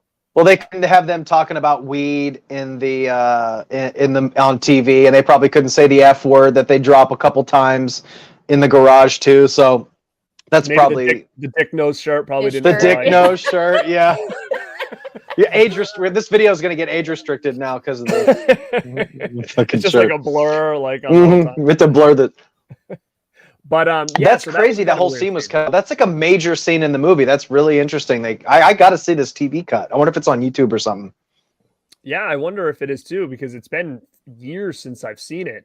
And yeah, like, so I don't know. If you want to chat about anything about that scene, basically Styles is looking for his weed and Scott finds it and basically shows him, the wolf, and he transforms in like 2 seconds. Yeah. Do you hear the growl again? And they cut back to him. And he's just standing there. Like, he did a pretty good job for his only second transformation. It was like quick. Yeah. Yeah. Well, Styles. What's the actor's name who plays Styles? What's his name? You know his name? Oh, somebody in the chat would know. I'd know it if you said it, but that dude is a really good actor. Like, he does a pretty good job. Like when he's like stumbling around and like all shocked and like stumbling around in the shit in the garage. It was a good scene. His name's Mel, Gary did you say? Levin. Yes. Yes, you're right. Yep. So that was that scene, which again, like I said, I feel like every time I watch that movie, that scene is still awkward to me just because I'm so not used to having it there. And that's interesting. Yeah. And then he goes home, and that's where he sees Boof at the house playing basketball with his father, trying to get in, This part's weird. Did anybody else feel like this part was weird? What, you didn't go to like when the dad was like, like, I gotta try to shoot my shot too. Yes, like the whole Yeah. transaction between the father and Boof, it was almost like, okay, Dad, you date her then. Yeah, You know? what was he trying to imply? I was trying to figure out that what the eyes that the dad was making, was he just implying like, you need to get on this, son, or was he like, I need to get on this, son? Exactly. I don't know, but that whole part where Scott walks up and he's like, "What are you guys doing?" And Boof was like, "Just talking, none of your business." It was like, "What? What do you mean?" And then I don't know. It was just really weird. I think this dog's clawing on me. I gotta go let Pete out. Sorry to interrupt. He's clawing at me. I gotta let him out. Say hi, Pete. Right. Hi, Pete. Hi, buddy. I'll be back. We're gonna find out. So Mel, so you're telling me that if you liked a kid in school, you wouldn't just go to his house and start playing basketball with his father? And then have little secrets and stuff? No. Yeah, because then they wouldn't secrets just between us. No. They wouldn't tell him what they were talking about. Remember, they were like, "No, we're not telling you." There's an underlining theme to this whole movie that I'm just coming to the realization of. You got the vans, you got the creepy dad, the teachers, son, daughter, creepy thing, the creepy teachers, like. Yeah, it's definitely an interesting watch, and I think, like I said, it goes back to the whole idea where it's like nobody thought about it in the 80s as anything weird. It was just like things. It is what it is, you know. Mm-hmm. And this is where they go through the next. This is another cool scene. It's funny to me because it's kind of irrelevant unless they're trying to just establish that like how good of friends Boof and Scott are. Is when he's walking her home from school and they're having like that big conversation. And all of a sudden she looks at him, she's like, "Do you remember?" He's like, "How old were we? We were 6? We were 5." When they like ran away from home together or something like that. I mean, it was kind of a cute little thing. So yeah, I don't know if they were just trying to establish how long they've known each other. So maybe it doesn't make the father interaction as weird as it might see from the surface. That it's like he's known her since she was like 5 years old. It's still weird. I have girlfriends from when I was 5 years old, and me and their dads aren't all. No, you're not. No, very weird. Next time if you go to like their house for like a 4th of July cookout, you're gonna go to one of the dads like, "You want to play a little basketball over there?" If I went over to one of my girlfriend's house and I was like, "Hey, let's go play basketball and tell each other secrets," they would be like, "Get the fuck out, you weirdo." It's true. So, just you gotta think of it this way: if you had a kid and that kid's friend, like girlfriend, came up to you and was like, "Hey." Yeah, it is weird. Are you guys still talking about Boof and the dad? Yeah, so then we were kind of talking about the next scene where he's walking her home and they tell that story where she's like, "Do you remember?" And they talk about when they ran away together or whatever. Yeah. And I don't know if, like I said, I wasn't sure if they were trying to just establish how long and they've known each other and how close they were. And then I said, well, maybe that makes the scene with the dad not as weird considering he's known her since she was like 5. But then Mel said it's still weird. It's so weird. I thought that was a cute little scene between those two, and it kind of establishes the bond. And also maybe it gives a little bit of like weight to the fact that maybe Marty, like that's why Marty just thought they were just really good friends. Or God damn it. Why your dad? Your dad. I blame Garrett for the Marty shit. But you have to. But yeah, either way, the dad was looking to smash, I think. It totally was. Too. I think we already passed that, but JS says Pop knew Boof was the one. He was trying to convey the message to his son. Yeah, I think that's what it was too, yeah. Yeah. He knew. Dads know, parents know that type of shit. He knew. And it's like at this point, he's trying to see if he wants to tell her what's going on, because he kind of tells her something's going on, and then she's trying to say, what is it? And he's like, you won't understand or whatever. So what's interesting about this scene now is when in the TV cut, something different happens here. So after she leaves to go home, he's walking home and dogs start chasing him, like multiple dogs. Like, shit. Chasing him down the street. Yeah. And he's like sprinting and like all these dogs are chasing him down the street, barking and stuff. And then he runs into I think it was his house maybe. And then like there's another dog. He says, "Thanks, Daisy." I don't remember. Was Daisy introduced at all in this movie other than this part? I don't remember. It's like this big dog comes out and like the other dogs run away because this other dog was going to like attack them or something. So like that was a scene that totally is not in these cuts that we're seeing, is the dog chase scene, which was added in to the TV cut at that point. So and that was right before they move into the basketball game where they're playing. It's like they're playing like the Army, remember, like the Marines or something. And then Styles like walks in, he's like, "Yeah, be all you can be." Remember, like he's such a smart ass. And the guys like the coach is like a drill sergeant. "Play a man for man. show them what you got. And they're all like kind of lined up, whatever. So Those basketball scenes, man. It's like the misfit team of the Beavers. I know, it's so ridiculous. Versus like the military. Like I know.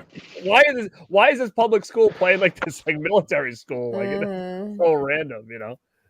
It's like each team had like a gimmick or whatever. But this was the big scene where he transforms in front of everybody at school for the first time.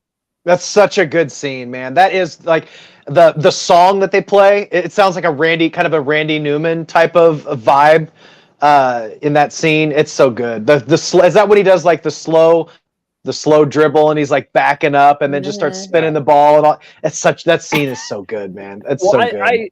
I like the scene a lot when like they're all piling on him, and then you just hear the growling. Yeah. And then he like breaks out and everybody like flies all over the place. And that shitty slow motion they always use. It's so bad.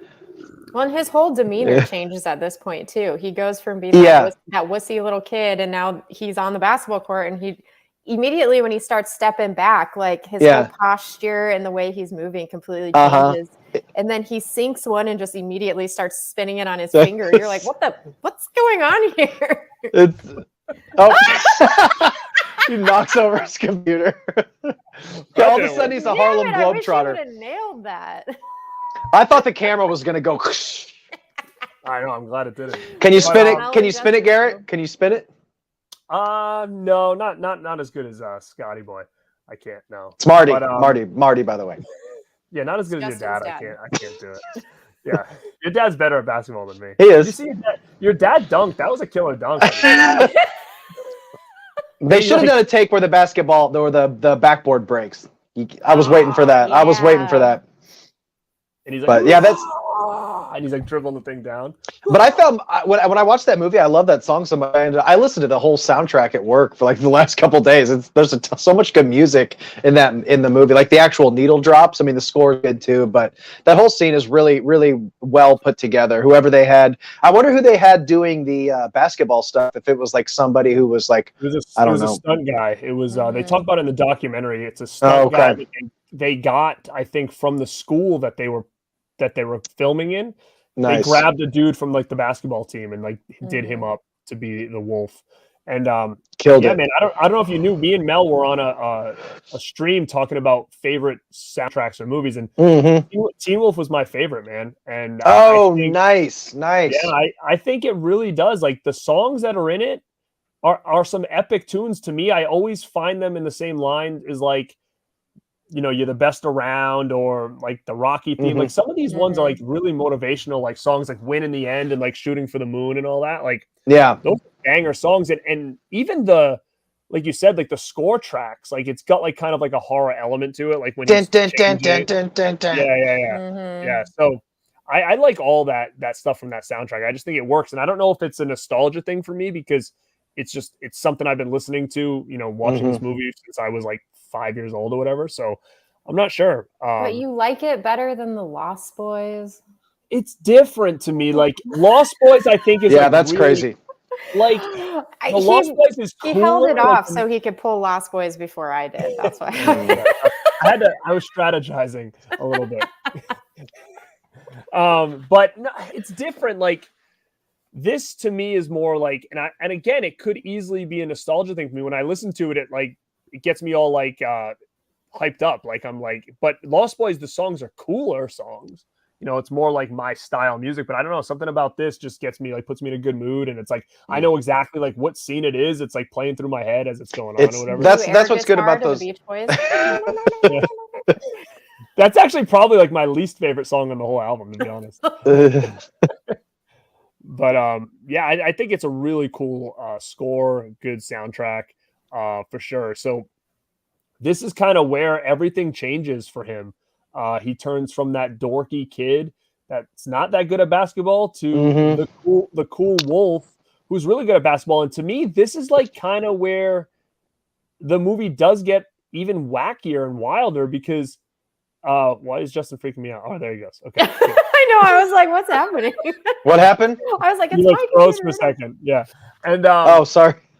But there's no like, the police don't come. There's no scientists coming and trying to figure out what the hell's going on with this kid. It's just, he's just living in school. Everybody's fine with it. Yeah. These types of like, scenes, woo! these types of the part in the movie that we're at is like, well, this movie is very like standard storytelling for this type of movie. Like the same type of situation happens like in Can't Buy Me Love, when all of a sudden Ronald's cool, and in Teen Witch when she's the coolest girl around. Like there's always the big glow up moment and they start losing themselves a little bit, and that's kind of what happens to Scotty. So yeah, I always love that part of the movie because like things are getting ready to hit a peak. TW. Oh yeah, Styles calls him TW, which I think is kind of funny. But yeah, TW is kind of like killing it. Then he's like full-time wolf. He like comes to school as the wolf, plays the games as the wolf, and he's just absolutely crushing it.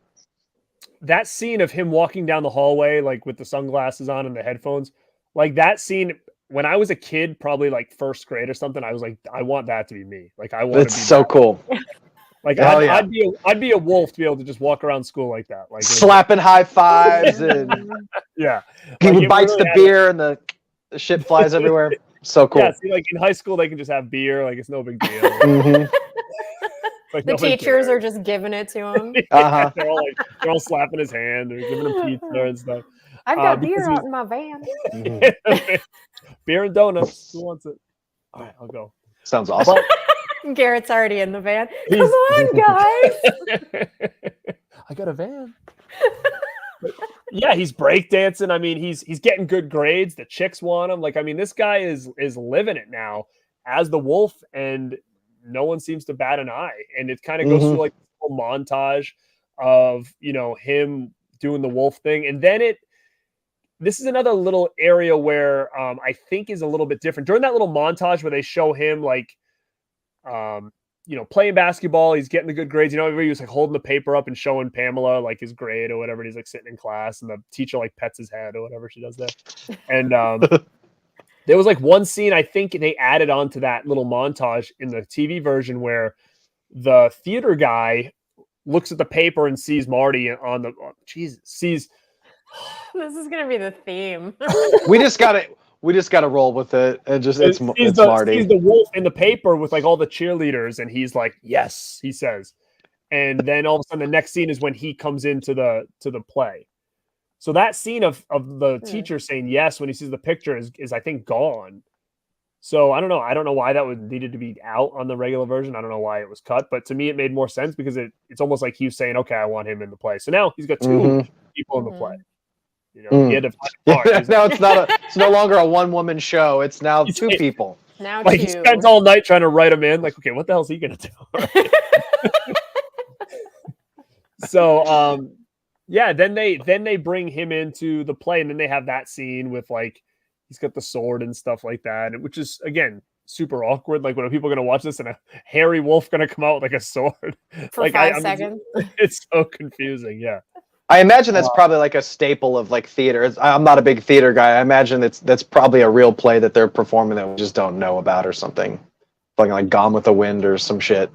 It looks like it's like Yeah, I have no idea. I'd watch it if the wolf was in it. What? TW was in it. In the audience. Hell yeah! All right. Me and the creepy teacher. Yep. Mr. Lolly. But yeah, so again, from there we start to kind of, he's got the whole wolf thing, and like you guys said, this is where all of a sudden he starts changing, and we don't know if it's for the better or worse. He's cooler now, but it's almost like it's getting to his head, like he's wolf all the time. So then he's surfing on the van, right? So then he's doing that as well. Multiple backflips over and over again. Why does he do so many? He was showing off.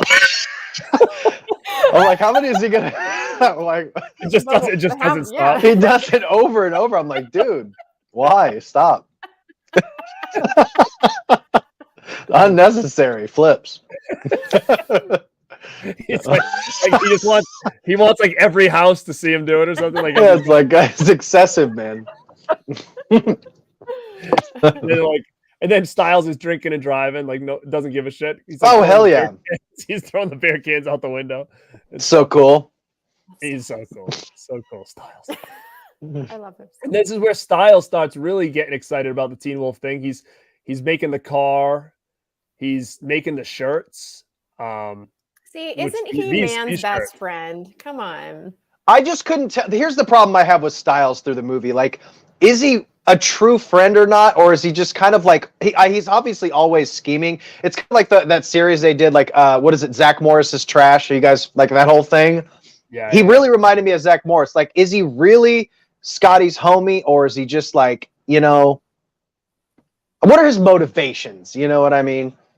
I couldn't get a read on. Kind of trashy, but at the same time, it's also like it goes back to that moment when they're in the garage and Scott shows himself for the first time. Yeah, exposes himself. Shows him the wolf for the first time, and Styles immediately is just like, "Yes, I love this. You have to embrace this." And Scott's like, "No, no one can know about this. I don't like this about me." But Styles was like, "No, this is awesome. You embrace this. Become like that's cool."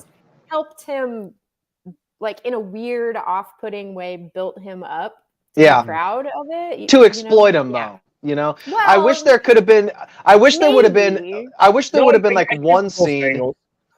I think you both are right in both angles. I mean, at the same time, like you said, he's building his confidence up to be like, oh, don't be embarrassed of this. Like, that's true. Like, create a brand. Like, you're so different. Like, this is huge. And that was kind of a motto from the beginning. Is that he always said he didn't want to be average, right? He didn't want to be average. Then all of a sudden, when he's not anymore, he's having trouble handling it. But really quick, I want to jump in the chat because I got two things coming in here.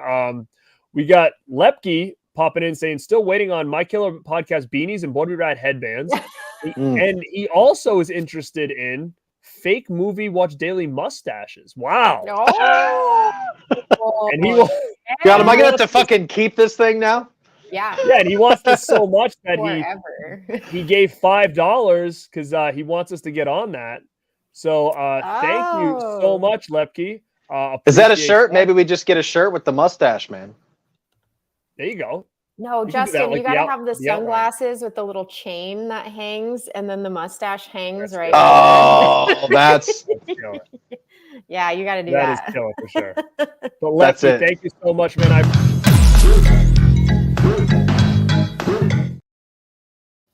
Yeah, baby. That's so funny. Thanks, broski. So here's what I wanted to talk about too. With the play situation, he's in the play, and this whole scene was not in the TV cut when he goes into her dressing room. No wonder. It was gone. So what's funny about this scene is it's like I said, I remember seeing it for the first time way later. And he opens the door and he's like leaving it open, talking to her. She's in her bra and underwear. And he's like, "Oh, I'm sorry, I left the door open." She's like, "Oh, it's okay, it's fine. We're all one happy family here in the theater." And I'm like, "What the hell happens in here?" Like, it just seems like is everybody just like you, right? Yeah, it's like everybody just hook up with each other. Like it's like this like weird like cult or something like that. Like it was an odd thing for her to say, right? Like, well, because I don't know, the theater is her and the teacher. Yeah, right. And then you like look at it and you're like, well, what's happening in here? Like, is the teacher just walk in on her like naked and then she does like it's just an odd thing to say, like, oh, we're all one. The theater kids were kind of like a whole thing, though. Theater kids are a thing, I think it is. It seems like he's got like the teacher's got some kind of like cult or something like over there, Well, it's possible. Like the coach going into the locker room. Yeah. You know what? I will say this though. When I was in high school, there was a gym teacher, a male gym teacher, that used to go into the girls' locker room all the time. Girls' Holy shit! He did. No. He did. We'd be out like getting ready to play like volleyball or something, and he'd be like, it'd be two gym teachers, one and then him, and I remember him always being like, "Oh, where's so and so?" And they'll be like, "Oh, she's still getting dressed." And he'd literally walk in and be like, "All right, let's go, hurry up!" Like, and then he'd walk out. And at the time, you didn't think of anything of it, but now looking back on it, you're like, "Wow, that was not good." Like, there was some creepy gym teachers back in the day. We had one at our school too. That was a little sketchy. Yeah, my gym teacher was a lady, so when she walked in the locker room, it was like whatever. Yeah, leave me alone. But we also had did you guys have in high school, did you guys ever have like swim as like a gym class? Mm-hmm. Oh yeah, because we had a pool at my school. So Mel did. So it's like one of the the semesters or quarters or whatever, however they broke it up. We had to do swim like that whole quarter, and it was like the worst. Like I remember everybody like hated it so much. Well, because it And was like right in the middle of the day, you had to get Yeah, in the there's not pool enough and then time. go shower and you get in your bathing suit, and it's like at 16 years old, I'm sure the boys and girls were like, I don't really want to be walking around my bathing suit for the next 45 minutes or whatever. Yeah. Oh, And it was like kind of the same thing. Like the swim coach there was like a guy, right? So he would always, he'd be helping us out or whatever, like doing. So I remember like we had to go on like these little diving things, and like he'd literally be there and he'd be like, all right, do this. And then he'd like tap you in the butt, go. And then the next person would go up. No, go. You look back on it now and you kind of like, you need to look back and like investigate your coach or whatever. See if he is in jail right now. Yeah, that's creepy. I also remember this one time where the girls used to always try to get out of it. So they'd always like say like that, they were sick or they had their period or something. Like they'd always tell the coach, oh, I can't go in today because I have this. And you could tell this guy was getting like fired up. Like it was like every day, like 6 girls like sitting on the thing without like their bathing suits on. They're like, nope, not today. Yeah, for real. I'm telling you, this one line this guy said one time, it'll stick with me forever, is the girl came out, she's like, oh, I can't go in today. He's like, why not? And he was like all pissed, and she's like, oh, I've had my period or whatever, and he yells, plug it up and get in the pool, like so loud. And I remember all the boys just sitting there, we were like, what the hell? You'd be instantly fired for that. Yeah, like it stuck with me forever. And like I think of that all the time now. I'm like, dude, that dude would be gone in like 2 seconds if you ever. My gym coach was like 300 pounds. We'd all do laps around the school, and he had a tricycle, literally a man-size bike with 2 back wheels, and he would ride along. And another weird thing he did, he'd always be in the bathroom at the urinal, and I don't even know why I'm telling this story, but fuck it. Yeah. I don't know why I said it mine either. Like, why am I telling this story? He would be at the urinal, and his pants would be all the way to his ankles. I love that. All the way to his ankles, and I'm just like, we'd all like trying to not look like, and he'd just be like, hey, Howard. And I'm just like, hey, coach. You guys don't just stand at the urinal like that with your pants down? It was very... That's old school, bro. That's why. That's old school? Yeah. I'm glad I wasn't... That's too much. He was a big guy. I think he just had trouble accessing it, dude. He just had to take him all the way down. He's a big boy. Long day riding a tricycle, watching a bunch of kids jog, It's like when you're teaching your kids like how to do it for the first time. He like never learned like any other way. He just all the way to the ankles. That's how I was taught. I'm just gonna run with it. All right, Mel. Any good gym stories before we move on here? I know our gym coach was horrifying. She was just like this really burly lady who would run 10 miles before school started. We used to call her Iron Pods. What were the pods? What was iron about them? Oh, she was ripped. Yeah, she was like a beastly lady who was just. Oh my god! I don't think any of this will fly anymore. Yeah, I don't think any of this. We grew up in a weird, because we're roughly all around the same age, pretty much, and I think we grew up 25. An interesting. I hear you. Just turned an interesting 25. time because I don't know. You just don't get that stuff anymore. I feel like. Like, did you? Don't you miss it? Was your woman gym teacher like kind of like she was like buff, but she was kind of like manly as well? Like, was that kind of the look? I had one of those too, as well. I had like someone that short was hair.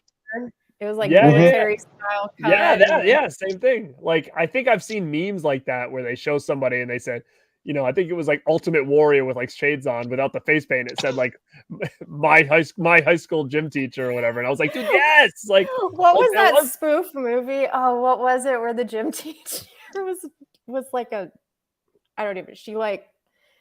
I'm not even going to tell the story. What? We're like, Justin, you know what I'm talking about. You know what I'm talking about. It's a spoof movie. I know what you did last summer, kind of esque spoof movie. Mm-hmm. There's like a locker room scene, and she crosses her legs, right? And her like balls fall out. Yes. What was that? Was it a scary movie? Maybe it was a scary movie. It was either scary movie or not another teen movie. It was one of those two, I think. Yeah, it was one of those two, but there was like a locker room scene. I do remember that. Yes. So that always reminded me of my gym. Oh my god, I do remember that. It is one of those. Movies. Those were all kind of the big thing around that time. Oh my god, that's Somebody in the terrible. chat will know exactly what Like- you're talking about. Chun-Li or something. How cringe trying to tell that story Oh, appropriate. Jim teacher looked like Jeff Foxworthy.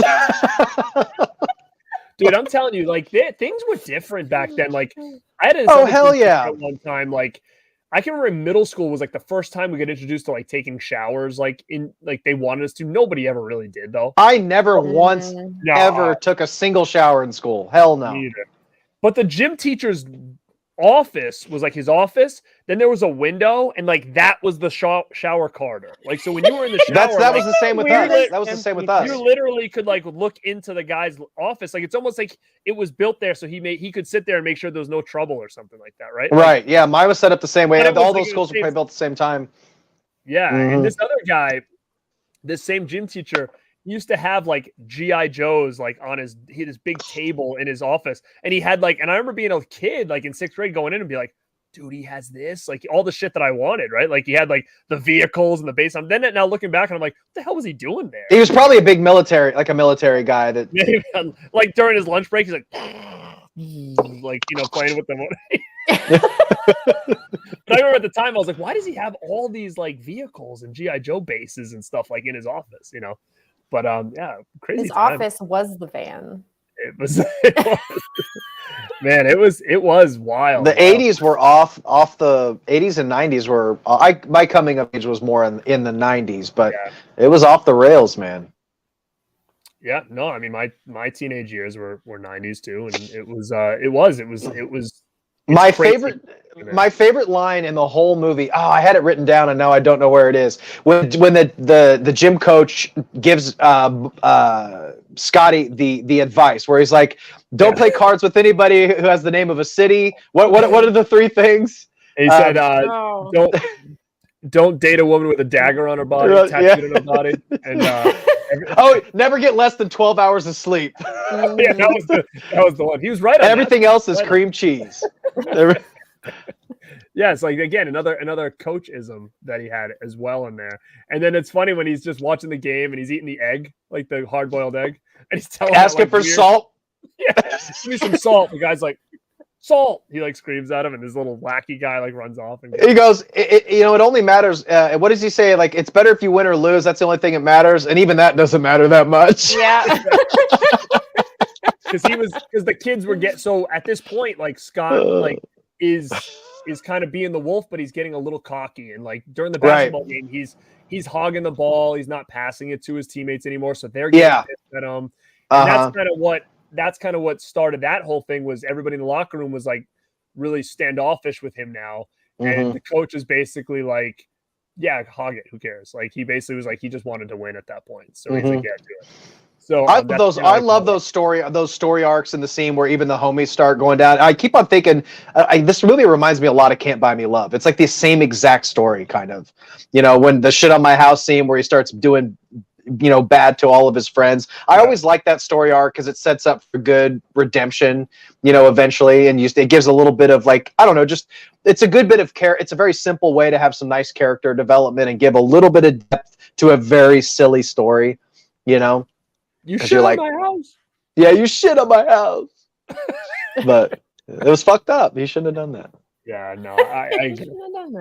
But Movie Junkie says, and I agree. I'm surprised they never did a remake. Yeah, I know they did the show. I actually can say I never seen the show. I'm surprised. Like, I think I boycotted it. I was intrigued by it because I was like, oh, Teen Wolf, like.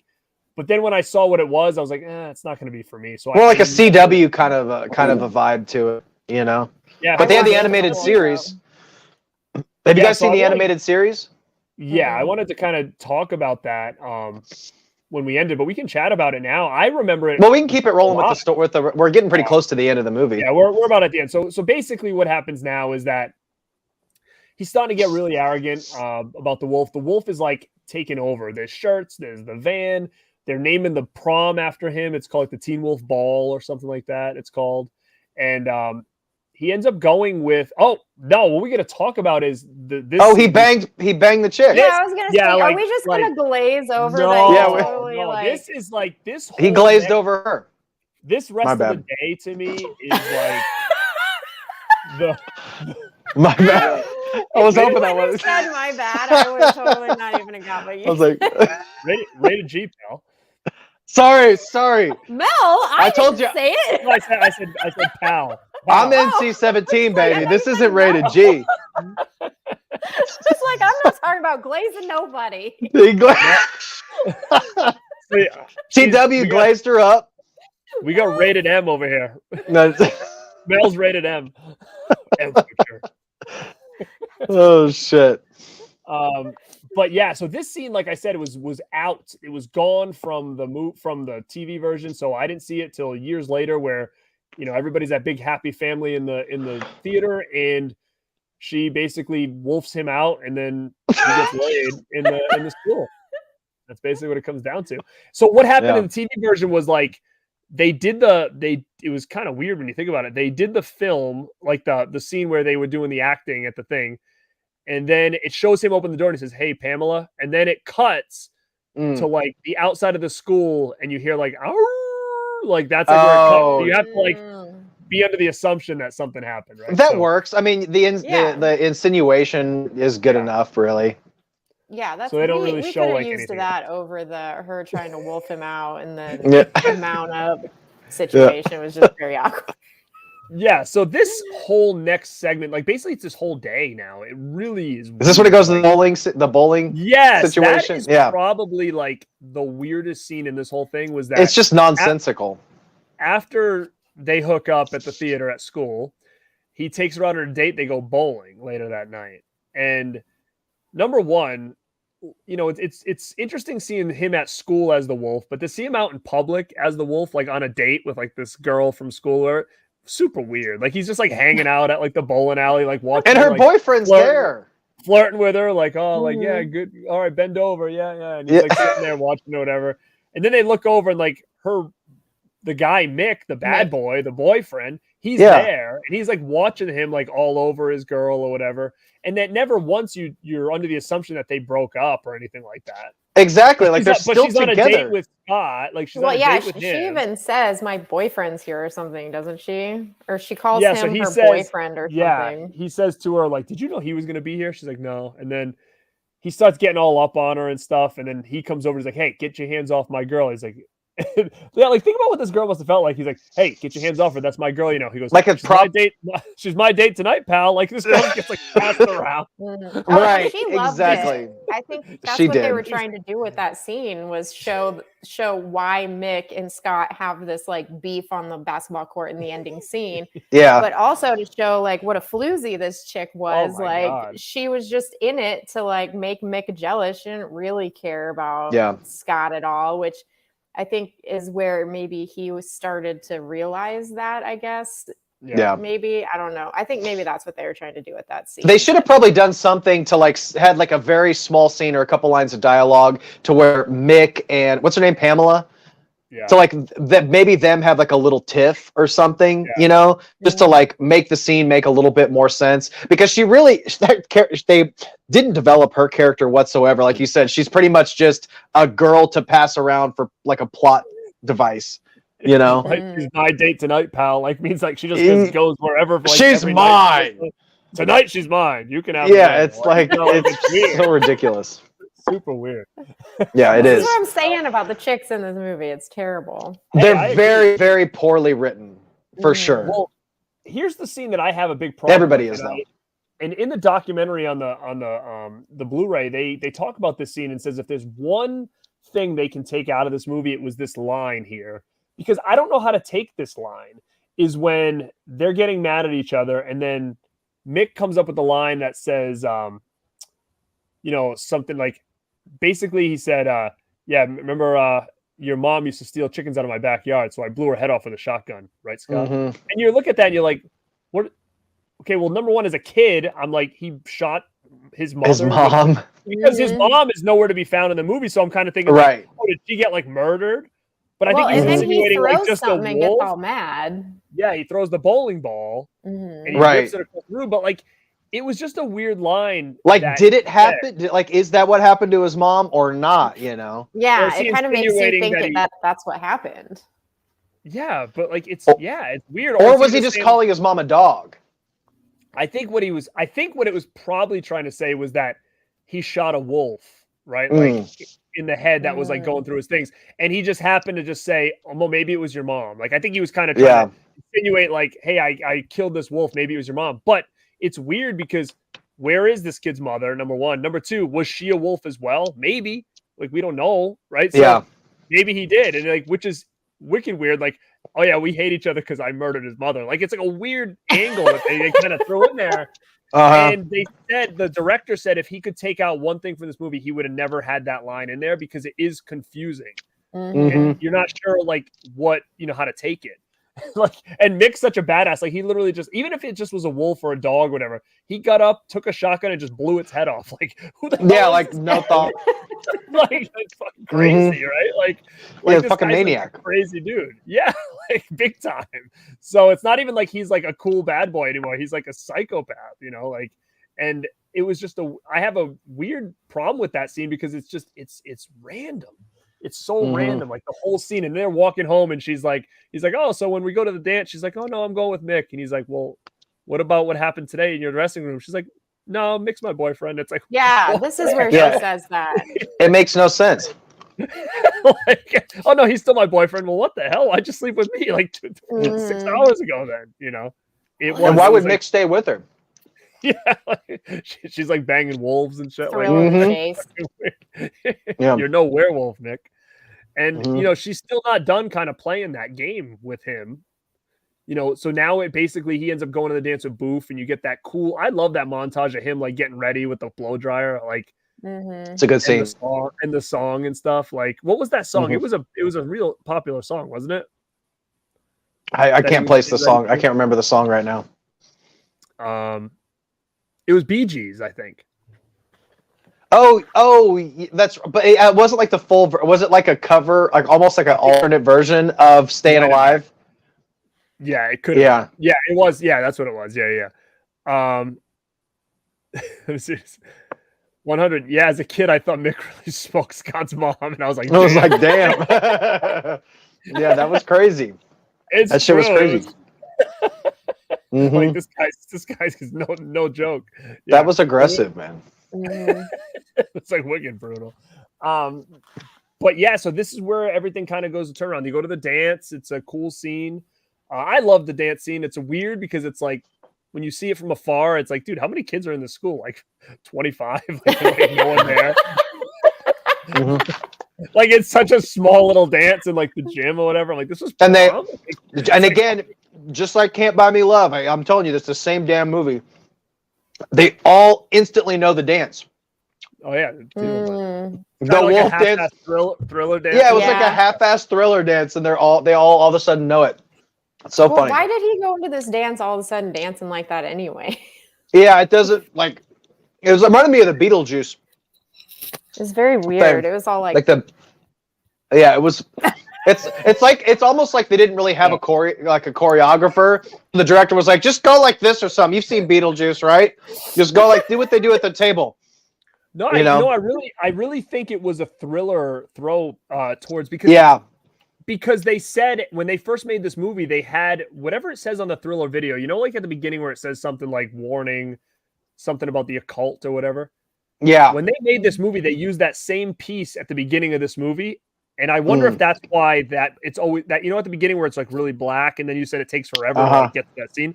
It might have been right there because at the last second, they were forced to take that part out because they were going to get sued by whoever did it with Michael Jackson. Oh, yeah. You can't just blatantly take that shit.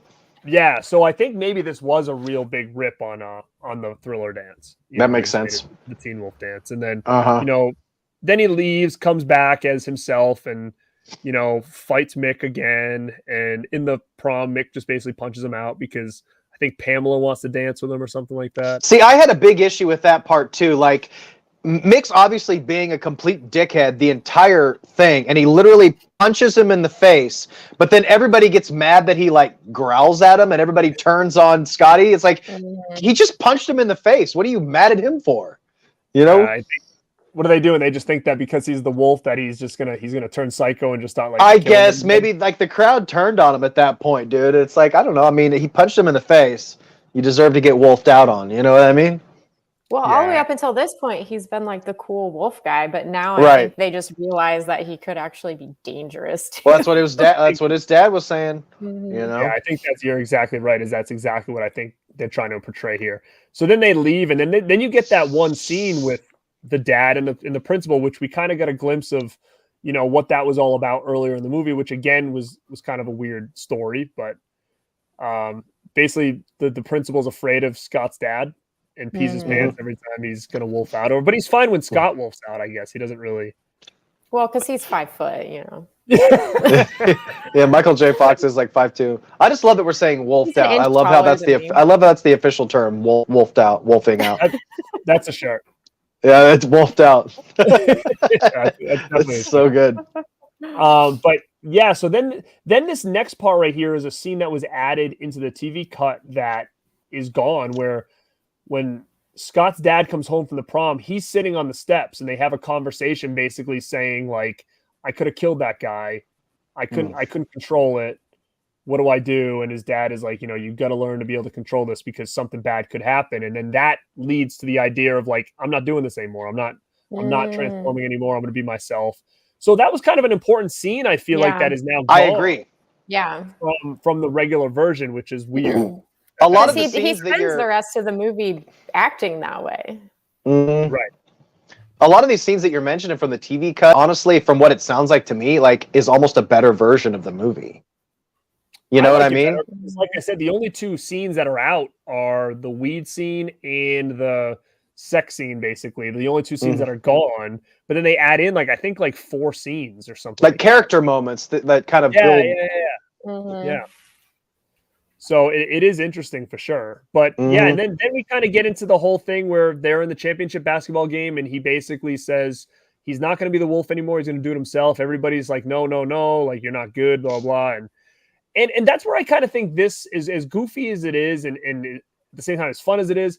I think it's a coming of age story in a way. And I kind of feel like it's got charm in the sense where I think at the end of the day, it's trying to be like, you know what, like just be yourself. Like people are going to have to, you know, they're going to like you for you, just be true. And I think that's a huge, you know, thing for people to hear. I tell people that all the time. I deal with a lot of kids that, you know, are going off to college and, you know, their parents like, oh, you know, this, you know, what should they expect or this? And I tell everybody, like, you just got to get to a point where you got to just be who you want to be. And it is what it is. Like when you're trying to be who you think you should be, or you're trying to fit in over here. And it just that, and I think what they're saying in the story is very true to that. And anybody watching, whatever, I think that's one piece of advice I can give anybody is it's like, soon as you're comfortable with who you are and who you want to be, just, you got to run with it. And then you'll be a lot more happier that way. It took me a long time to realize that. And I'm still coming to grips with that. That's tough, especially when you're a kid and everything that obviously you won't even remember when you're a kid is like the most important things. Like every little awkward moment that you freak out about means nothing, you know, when you're 40, but then you're like, wait, I'm reliving my childhood, basically. Right. The way I wanted to do it now. Yeah. Right. Exactly. Yeah. Now, it's a good point. What do you think, Mel? Are you kind of in the same boat with that, or? I don't know. What do you? You seem to be pretty authentically yourself. I feel like you've learned that lesson by now. Kind of been this way for a long time. I was always kind of the weird, wacky person. Well, what? And I don't know if you guys would agree with me, but growing up, like when we were in high school and you were a certain way, it was kind of like it was different, right? It was you were part of a little group or whatever. But it's almost like the way we were then is like the way everybody is now. Like all the stuff that I liked in high school, like I like wrestling, I like horror movies, I like this. Like it was all stuff that I had to kind of just keep to myself and like, you know, watching it when I was home. And you know, now you go to school, you see all these kids, and it's like everybody's into comic books and this and that, and you're like, wow, that's weird. Yeah, that was not 100%. I didn't have that tribe of all the people like with similar interests to me. In fact, now within the past couple of years, being on YouTube now is the time that I've met the most people, you know, way later in my life who are into the same things that I now, because now like goes back to what you were just saying. I think now we've all completely embraced our passions, who we are. You know, how we react to situations are like a lot more mature, and we've come into ourselves. You know, I was in Arrested Development for a long time, but now I think we all found our little tribes, and I think that is the essence of what this movie is. It really is. It's silly as the movie is. It is about being yourself. You don't need the wolf all the time. Just like Boof says, I want Scotty. I want Scott. Okay. Mel's girl. No, but I did make that note. I made a note that said this movie is less plot driven and more of like a day in the life or a coming of age story, because that's really what it is. And that's why you can kind of forgive those weird plot mistakes, is because it's like, it's not necessarily a day in the life, but it's like a time in the life, because it's like a slice of life. Yeah, exactly. Because the movie literally starts right when he starts wolfing out. Like, we didn't get any like going up to like what his life was like before this happened to him. Right. We got straight, this is what's happening now, and this is how it plays out, And to go along with what you guys said, like, when I was in high school, I was the way that I am now, but it wasn't okay then. But it's okay now because I'm older and I grew up and realized the kind of people I needed to be around to make this okay, because this is who I am. And I think that's kind of what happens in life. You grow up, and also you don't care. You don't care if anybody doesn't, back then you might be really embarrassed, but now it's like, fuck you. This is who I am. I don't give a shit. You don't, you pay as much mind to it, It's very true. Yeah. I mean, I think it takes people just different points in life to kind of figure that out. Like, I feel like I've always kind of been the same, to be honest, like, pretty much. But I think, like she said, it's more like accepted now than it was back then, I think. And like everybody always knows me as like, oh, he likes the 80s and this, that, and this. Like, that's like always been my stick, I guess. But I think it's the internet. But yeah, but I think now, like you said, what's interesting now is that like you put yourself out there and realize like that there's so many more people that are into the same things. Like, I have a big group of friends, but I mean, I've always kind of liked the same stuff, and a lot of them, my main group of friends, don't like all the same stuff I do. And if they do, it's kind of like maybe like 1% of me. Like, they don't have all this crap, you know what I mean? But like they like it, but they just don't, they don't go to that extreme, I guess. But I definitely think it was a cool message they were trying to tell, and as much as you kind of people understand it or not, but that's just what I would say as far as my advice to anybody else. It's just like, embrace you and roll with it. See, look at these people I met right here. You two. We're absolutely killing it. Random. Like, it is wild. Like, yeah, we were on another stream with somebody else. Oh, it was Tim. And I said, well, we've hung out in high school.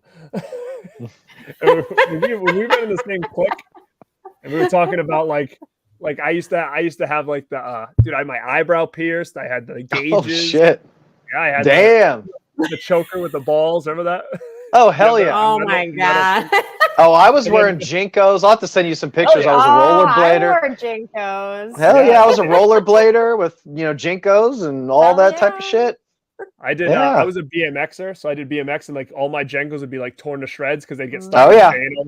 Hell yeah! Roll them up and stuff. I was like, on a rainy day, the water soaks all the way up to your fucking knee and those things. And all the kids kind of had Jenkos and stuff. And it was the same way. On like a rainy day, like our high school would look like the high school in Teen Wolf. The halls were like so wet. That was ridiculous. We're all the janitor didn't have to fucking mop the floors because we were mopping the floors, With the airwalks on and stuff. Hell yeah. You'd go to to get lunch or something. The guy's like, "Oh, it's $5." You'd have to go to your back pocket. You like had to reach way down. Reach past the 2-liter of Mountain Dew you had in your back pocket. Wait, lunch is over. I would have take these tater tots and stuff in my pants. You're in class. You're like some so ridiculous. And we figured out Mel didn't have the ball choker. She had like the hemp choker. Ooh. Oh, okay. The hippie vibe. Untrue. I ran around wearing Grateful Dead shirts, but I didn't have the choker. Actually, you know what? I will with a little ceramic or like glass mushroom in it and stuff. Yeah. We had that. Well, I did. I mean, I used to wear. I wore this. I've been wearing stuff like this forever. Like even in school with the big earrings. I used to go to hardcore shows and stuff like that. And had the piercings, and my hair was bleach blonde though. It was like bleach blonde and spiky and stuff. And I ended up I did for a while. I did the choker seashells. Remember that was a thing, right? Oh, hell yeah, bro. Yeah, so I did Killing the shells for a while. It was Billabong shirt and stuff. I had like band shirts. I'd always do like music shirts, and then I'd have like I had like a blue Adidas visor, a white one that was always like kind of cocked sideways. With, like, that was kind of the look. I see that in you. I see that in you. But then it's funny. That's awesome. You like look back at yourself. Like I don't have a lot of pictures and stuff of myself. Like from back then, it's crazy to think of how many pictures we have now. And like, I don't think I have a photo album of me in high school at all, like anywhere. But I can remember like we had video class once, and we had to like record different videos and stuff. And I remember like talking about something, and it was the cool guy, like I like this band and stuff like that. You're like trying to act really cool and tough and stuff like that. Yeah. And you need to bring back the eyebrow ring, man. I think that means he's gonna make a comeback. I don't think I can get it in. I think that thing is closed out for good. But yeah, it was crazy times back then. But it was weird because it did like I did go through a little bit of transition though, because it was like I was doing all that, and then I went to college, and then I ended up it was so random. Like I was at the mall one day, like shopping or something, and some dude from Abercrombie came out. He's like, "Dude, you want a job?" And I was like, "Oh, okay." And then I got a job there, and then I had to take all that out. They made me take it out. Were you one of the guys that like stood in front of the store? That's what that turned into. Oh, hell yeah. I'd walk in and like I can remember they're like, "Oh, you're working 7 to 11 or 7 to 10," and I was like, "All right, what do you want me to do?" Like, just stand out front over there. I'm like, "What? Do what?" Like, it was that's hilarious. People into the store. My brother did that too. Oh, did he really? Like, it was like the worst because you didn't do anything. You just stood there and just like greeted people and like said weird things or whatever. And then at the end of the night, you were like, "Oh, I get to go home." And like, "Oh no, now you get to come in and like, clean the store for another 2 hours." Like, dude, this blows. Like, like why couldn't I just clean it like while I was working? No, you need to stand right there at the front. Like, so that was a good way to meet chicks though. So that was like me. That was like my college-ish years there. So, but anyhow, and you guys have fun stories growing up, high school, college years, anything fun? I was a nerd, man. I'm still a nerd, but I was a big nerd. Those wearing 24-inch Jinkos and being like 5'8", that's not a good look. It's not a good look. You couldn't. But you guys were like, did you wear like kickwear and all that stuff? Did you guys have? I was wearing like a Marilyn Manson T-shirt with like a long sleeve T-shirt underneath it with the wallet chain. Long hair, just walking with my portable CD player, talking to anybody, all angsty and shit. I was that kid. Hang out at night, hot topic. Kind of, yeah. Hell yeah. I was like one of the little rocker freak kids, listening to Cold Chamber and shit. I used to use. Do you guys remember? I love Cold Chamber. Do you remember Sun In? Of course. Where you'd spray it in your hair and then the sun would light in your hair. That's how I did it. That's how I did it. I remember I telling my mom like, "Mom, I want to do frosted tips in my hair," and then she like, "Oh hell yeah!" Hat thing. And then I remember like going to school, but it was like it looked like a fucking cheetah. It was just like it was like orange and shit. Yeah. And I was so pissed. I was like, "It looks stupid." Like, right? I'm gonna do it myself. I'm like dumping peroxide in my hair and stuff, like putting peroxide in my hair. Yeah, it was the good times though, man. Back then, huh? It was kind of like it was like the same thing. Like you just do whatever, Yeah. I was the exact. Yeah. You got what do you got pierced still? Just this? Me? Yeah. Oh. Do you have more piercings than that, or is that it? Just my ears, my nose, and my mouth. Oh, so you still have? They're still rocking. How long ago did you get those? Probably college. So the only reason why I leave it in, like my lip ring in now, is because the thought of having a scar there now is worse to me than just leaving it in. You know what I mean? Because there's going to be like a puncture hole there, if I remove it, because it's gauged up. How big? I don't remember how big it is. Nobody had tongue, right? I did. You did? Sick, dude. How did that heal up? Fine. All right. Yeah. Good. I had that shit. I remember when my parents saw that. I didn't tell them about it for the longest time. And I'm sitting on the couch and I'm eating chips with my family. I was like 18 or 19. And Mom goes, "Justin, what's in your mouth?" And I'm like, No, it was like the Snickers moment, or when like whatever the commercial is. I'm just eating chips, and my parents were pissed. It was so stupid. I don't know what I was doing. You do weird shit when you're a kid, man. Yeah, You do weird shit. Not that that's super weird, but it was. I think I was trying it. Going back to what we're talking about, it wasn't really me. I was like trying to just be cool. I think, Yeah, man, I don't know. I love talking about that kind of stuff. Yeah, that's funny. We've got Joe Reese wore Skid Row shirts in school. Hell yeah, I wear Skid Row shirts now. Sweet. Slash has a 5-star notebook. I think it was built to last. Hell yes. Hell yes. Trapper Keepers. Did you guys have those? Yep. Oh, sick. Love them. But anyway, yeah, we've definitely gone to a different level at this point. But all right, we got deep. We got deep, dude. We got deep. We'll finish this thing off right now. We'll finish this up. Mel's chatting over there. Somebody just walked in the garage. And then allowed in there at this point. Well, no, I told them I was like, I'm gonna be live streaming. Nobody come in here. Well, because we just had softball, and usually everybody goes to somebody's house and we party or whatever. Well, they're partying across the alley, so I was like, nobody can come over here. And then somebody just came in. Dude, you are living it up still. I love it. I tried not. Well, those scrappy kids partying in the alley, dude. I love it. You say scrappy kids, but it's really like old ass 40-year-old. So what we can do is when you get off the stream, are you gonna go party up? I don't know, maybe. Oh hell yeah! Hell yeah. Rated G's gonna come over there and break it up. Poison. You should all go home and go. Grabbing everybody's drinks. No. I can't hang anymore. I can't. I can't hang either. I can't. I used to though. Like, you know what though? in college. I went through a huge phase. Like nightclubs was like my jam for like ever. Sipping on a Zima, just killing it. Dude, like Red Bull and vodka was like the thing at the time. Oh, you remember putting Jolly Ranchers in Zima, and then it would just taste like whatever Jolly Rancher you put in there. And Sky Vodka, we did that with too. Really? Oh yeah. Yeah, that was the days. It didn't really do shit though. It just made it slightly colored and didn't still taste like shit. Oh, we gotta wrapping this up so Mel can get to her.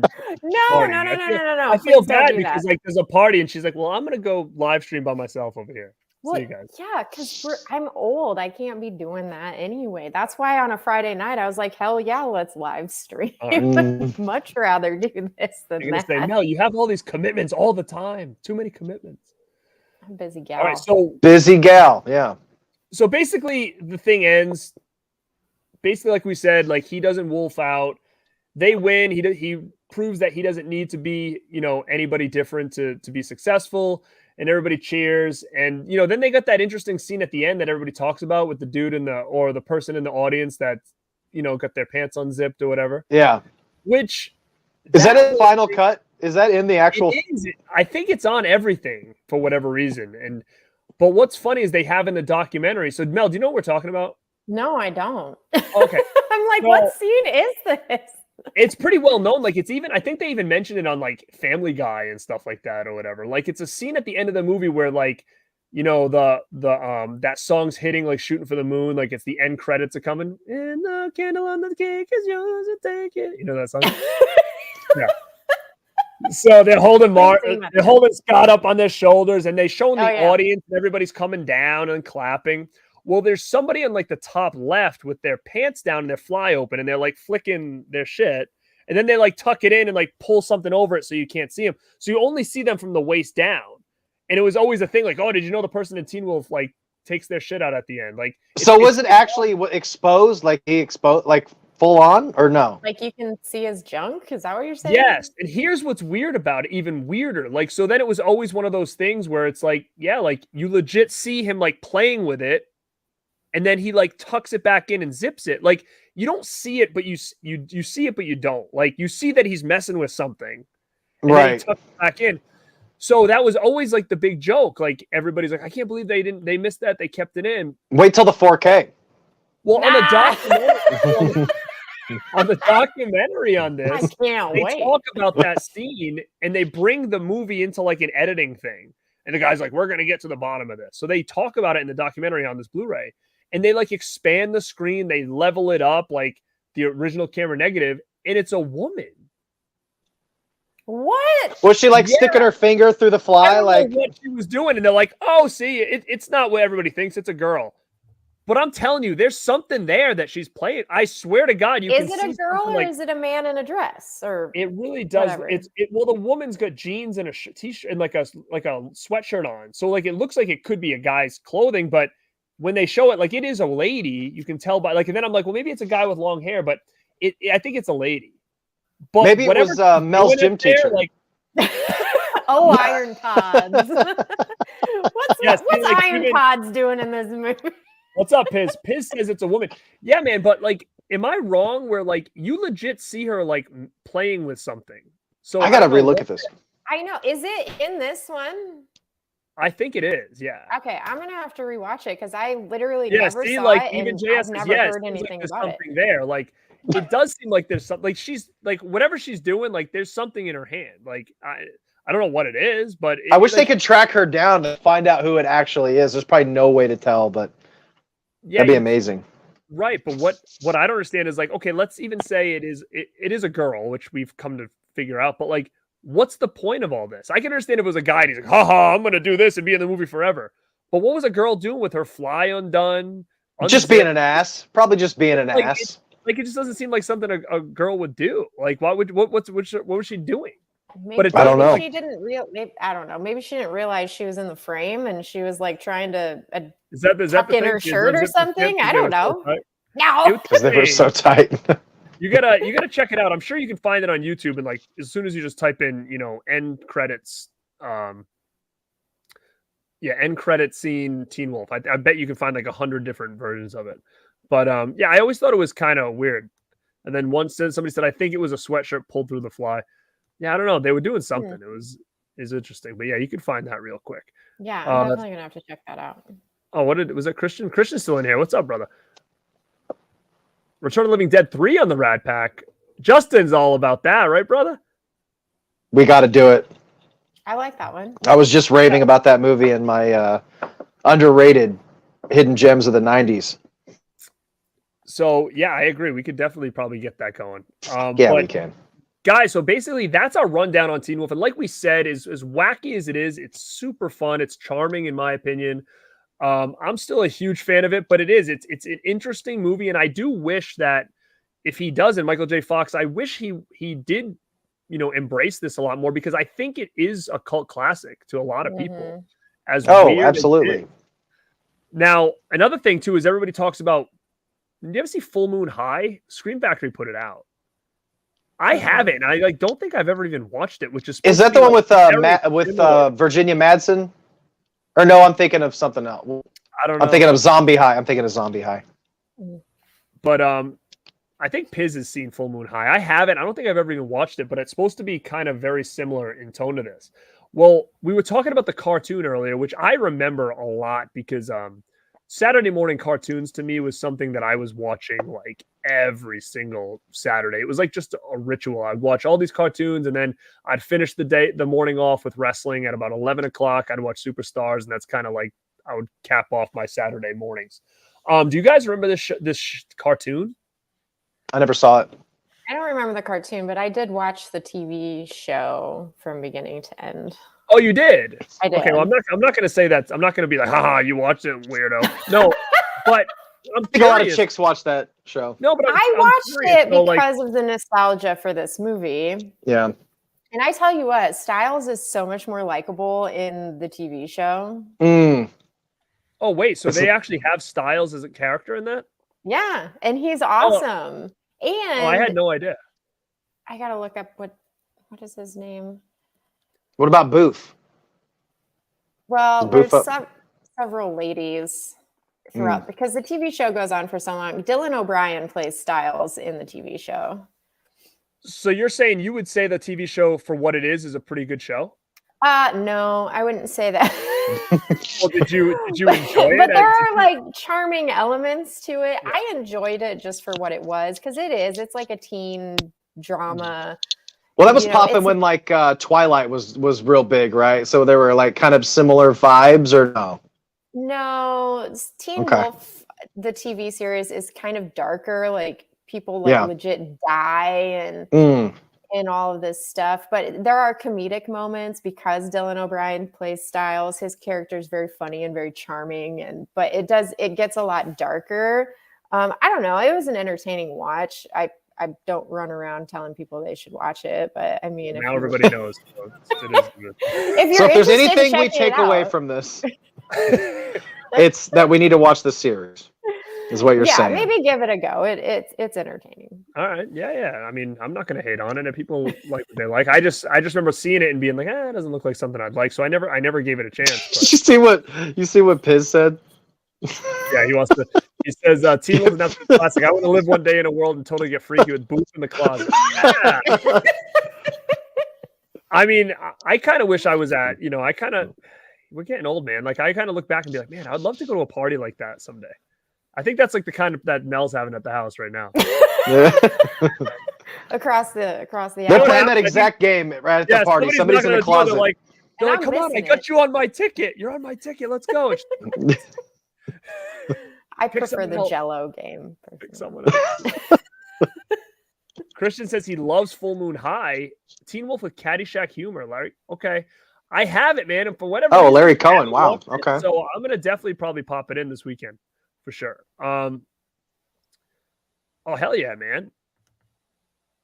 Drink beer and eat pizza with Chubby. Damn right. Mm-hmm. What the coach said, that fat kid's got a great arm. There you go. What a nice coach. But so the cartoon was different. It was interesting. The opening credits for the cartoon was super cool. That's where that thing I posted today came from. That like little weird thing where it had like the cartoon wolf and he's like shaving and doing that was so cool. I was wondering what that was from, man. That was the intro to the cartoon back in the day. No shit. Okay. Real cool intro. But I liked it as a kid. I remember sitting, Saturday mornings I would go and watch that. And I remember my dad would take me to his work and I'd sit there and I'd watch Teen Wolf. And like I think Creep Show had it was Tales from the Crypt had a cartoon around that time, I think. So I was definitely kind of watching that at the time. And Teen Wolf 2 we can kind of get into. I know we mentioned it quick earlier. I remember seeing it at the video store and I was such a big fan of Teen Wolf. I was like, oh my God, I've got to get this. Look at you guys with your slip covers and stuff.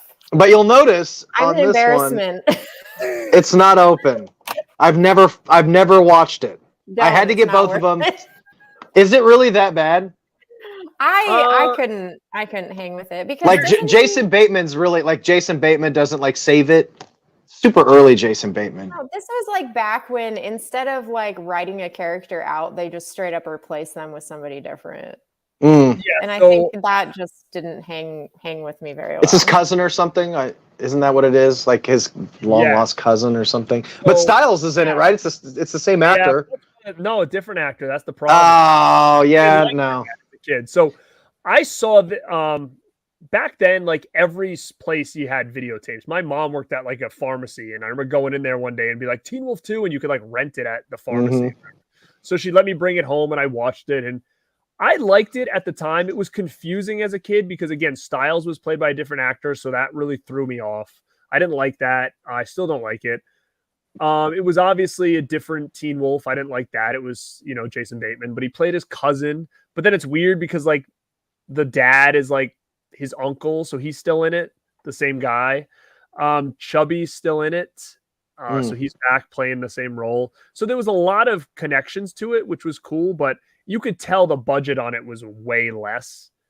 The wolf looked bad compared to the one in I know I was noticing the makeup looked a little inferior too. This wasn't some like Rick Baker fucking level shit. No, it's pretty bad. I mean, it's like some trauma. All right, PD, you gotta get down, buddy. I like Teen Wolf 2, but I think it's because if I was to watch Teen Wolf 2 now for the first time, like later, I would have been like, this is awful. Because it really is. So that's kind of like, did you see that way later, you said? Mm-hmm. So yeah, I can see why you're probably like, this is the worst. But yeah, I was like, what is even happening here? I don't understand. Yeah. So basically it's the same thing, but he's a boxer now instead of basketball. And the coach is in this, his character's in this, but he's played by a different guy. Yeah, so that's what I mean by like, instead of just writing a character out and like having like a different character come in with a different story. They just straight up replaced characters with other people. Like, it's very confusing, and I hate it when they do that. It's like Bizarro World Teen Wolf. That like really can take you out of it. It really is. Like, Bobby Finstock is at college, and he's telling the dean, he's like, we got to get that Howard kid. His cousin played basketball for me, and he turned into a wolf, and we won the championship. And if this guy comes on the boxing team and he's a wolf too, we'll win. Like, that's like the whole story. So they're trying to get this kid to college to box to help this team win, and they're trying to get him to like figure out if he's a wolf as well. And that's kind of where it kind of goes from there. So it's got its moments, but it's not that great. But it's got a good soundtrack, I will say. Some good tracks on that as well. Like, Send Me an Angel is on there. That's always a good song. But yeah, I don't mind it, but it's not even close. It can't even touch. It sounds like if you order Teen Wolf on Wish, you get it's exactly Teen Wolf too. It really is. Shitty Teen Wolf too. It really is. Like, I have a one sheet poster I was going to put up, but it's one of those. It's like an inch too big, so I don't want to like. Oh, I hate that. Yeah, just one of the guys posters like that, and I fucking ripped it. Yeah, so it's like Anyway. anything pre 1990 is going to be 27 by 41, not 27 by 40. So that's where it throws it off. So yeah, I do have an original one sheet of Teen Wolf 2. I got pretty cheap back in the day. I didn't notice. Do you have a Teen Wolf up back there? You're the first one. Oh, you do. I got Teen Wolf, Right Burbs, next to the Burbs. Encino Man, and Back to the Future 2. Oh shit! I didn't notice the Encino Man. Yeah. Hell yeah! I was just saying, man. I want to do a Pauly Shore episode.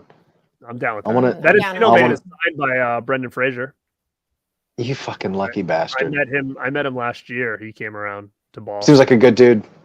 Oh, he was so nice. Such a nice guy. We got Christians. Okay, so this is what we can talk about really quick. I saw that Justin had the Teen Wolf figure, the doll, Yeah. action figure. Yeah. The thing is, they don't make enough Teen Wolf stuff, and No, they don't. a big mark for this movie that every time I find something, I get it. So I have that too, right here. I hadn't heard of this. I opened mine right before the stream. I was like, do I want to open it? I don't know. And I'm like, fuck it, I'm just gonna open it. But I was reading about the Mega Monsters. Do you guys know about that? I'm not really familiar with a lot of figure stuff, but I guess this Mega Monsters was a big deal or something. Yeah, I have a Freddy one. I've got this one. There's a couple other ones. I think I have Reagan or whatever. Mel, do you want a Teen Wolf toy? What? You want us to find you a Teen Wolf toy and send it? We'll get you a Teen Wolf toy, you guys Mel. have all the Teen Wolf stuff. It's okay. I'd rather that Burbs poster, honestly. Is that a net positive, though? We're two 40-year-old men with Teen Wolf dolls. I mean, are you really missing out? Dolls. I should take mine out. Action figure. That's right. If I take mine out, can we go like this in the front of the thing? Yeah. Can you please make them do fight. that? And I'll be the girl sitting over here like, why am I here? Yeah. He's on top of the van. There he is. He's flying. Yo, Let me make him do we're having a party. 15 You guys play with the boys over there. Make him do 15 unnecessary backflips like he does in the movie. Justin's gonna be laying in bed tonight, like trying to go to sleep, and he's like, Still flipping. He's still flipping. But yeah, anytime I see anything Teen Wolf, I try to grab just because it's not a franchise that gets a lot of attention. So I do have this. Look at this. Oh, that's awesome. Oh. That's cool. So this is an exclusive. I got. Do you have Boof?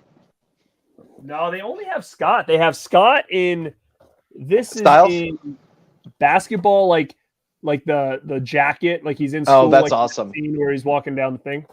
I've got Scott in basketball gear. And Damn, is that three? What? Got 3 different ones. Damn. Look at this one, dude. This is basketball Scott flocked. He's hairy. Look at that. Oh my God. Look at that. Garrett, you have everything, and I consistently am nothing but jealous with your collection. No, I don't have everything. I have a lot of stuff. But, You got everything. He's like, I don't have everything. There's got to be one thing out there. There's one thing I don't have. no, But I saw you had the bike from Stranger Things. I'm like, this guy. that's a What? big You have the bike from Stranger Things? No, like the full size actual bike. What the? yeah.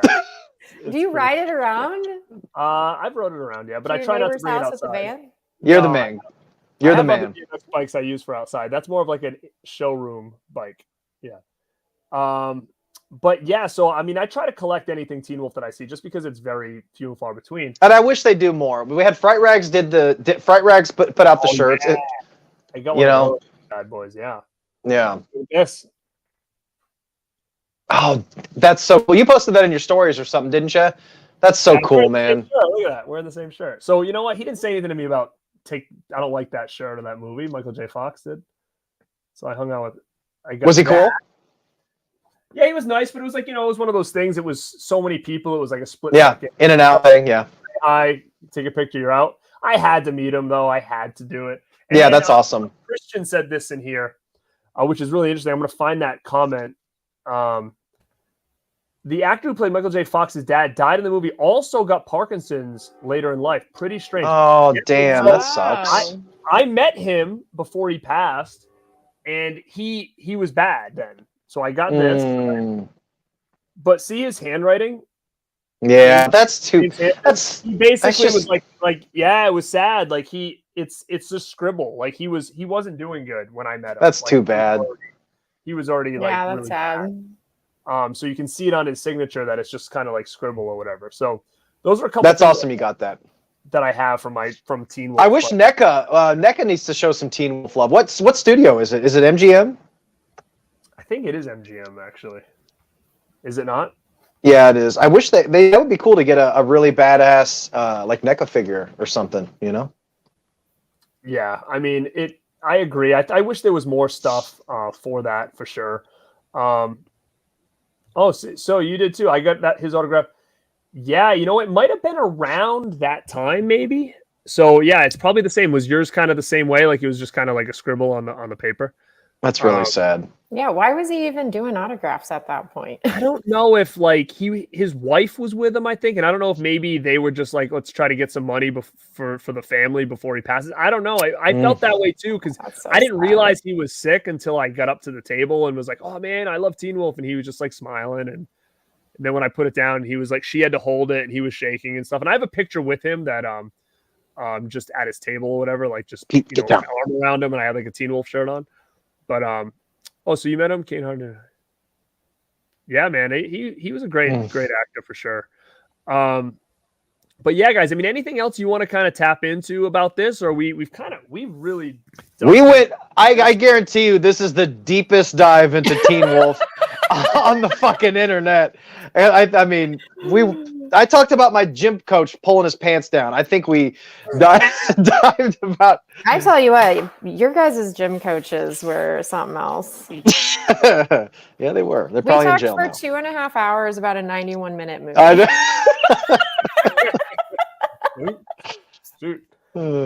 We killed it. We wolfed out, dude. That's called wolfing the fuck out. Ow! That's it. Wolf out.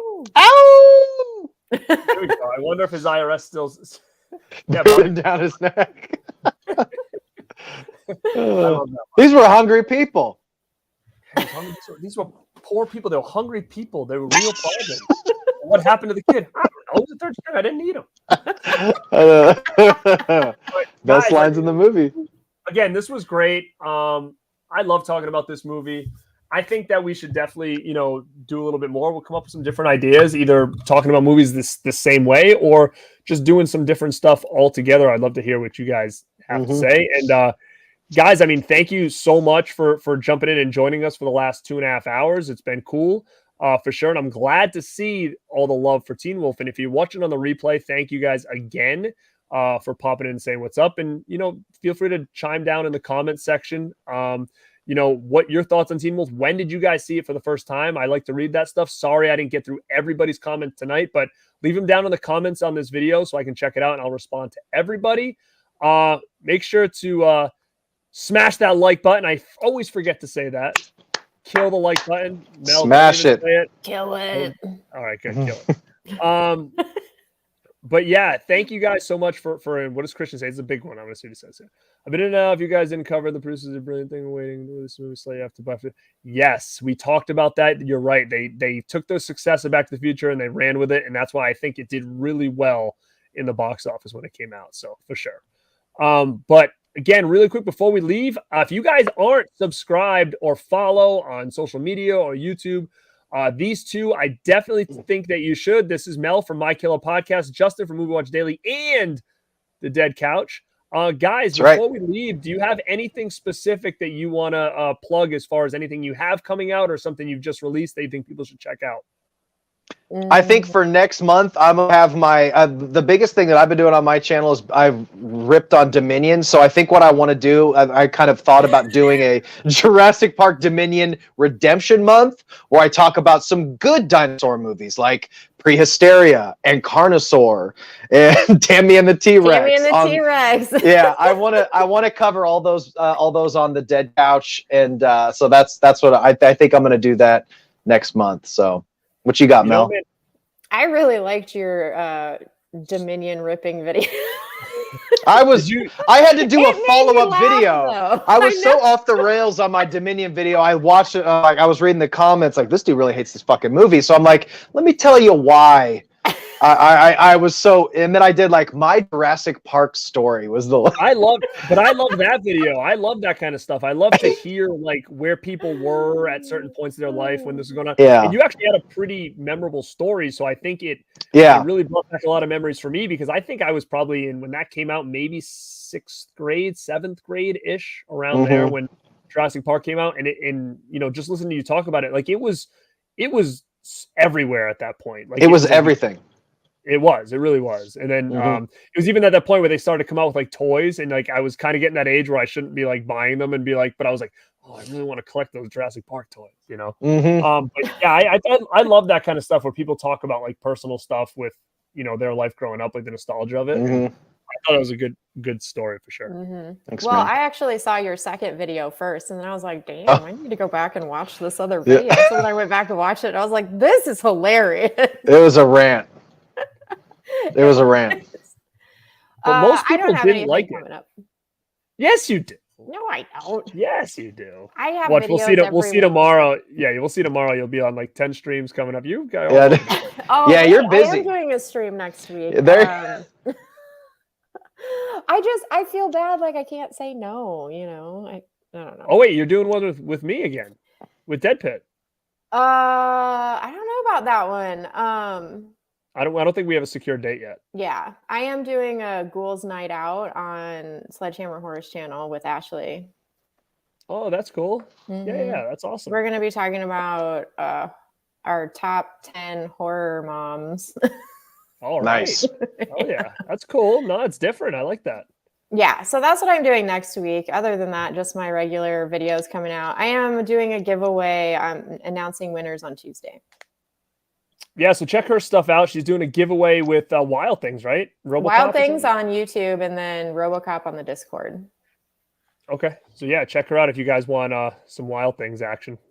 It's good stuff, Arrow video stuff. So yeah, if you guys want that, go check that video out and find out how you can win it from Mel over here. Guys, again, thank you so much. I mean, what do I got this week?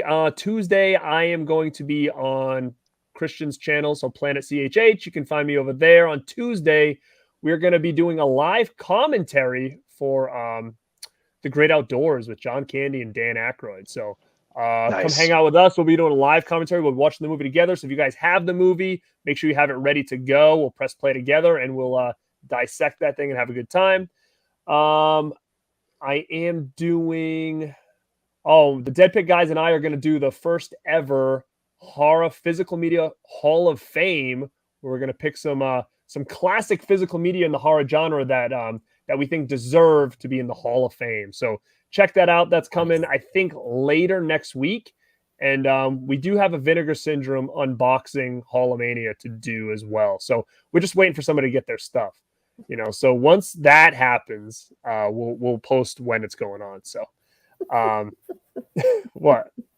Do you think it's at... Maybe it's at the farm. It might be at the farm. Maybe. I don't know. You might be waiting a long time because I emailed them today and I was like, "Where's my shit?" Should that take a while?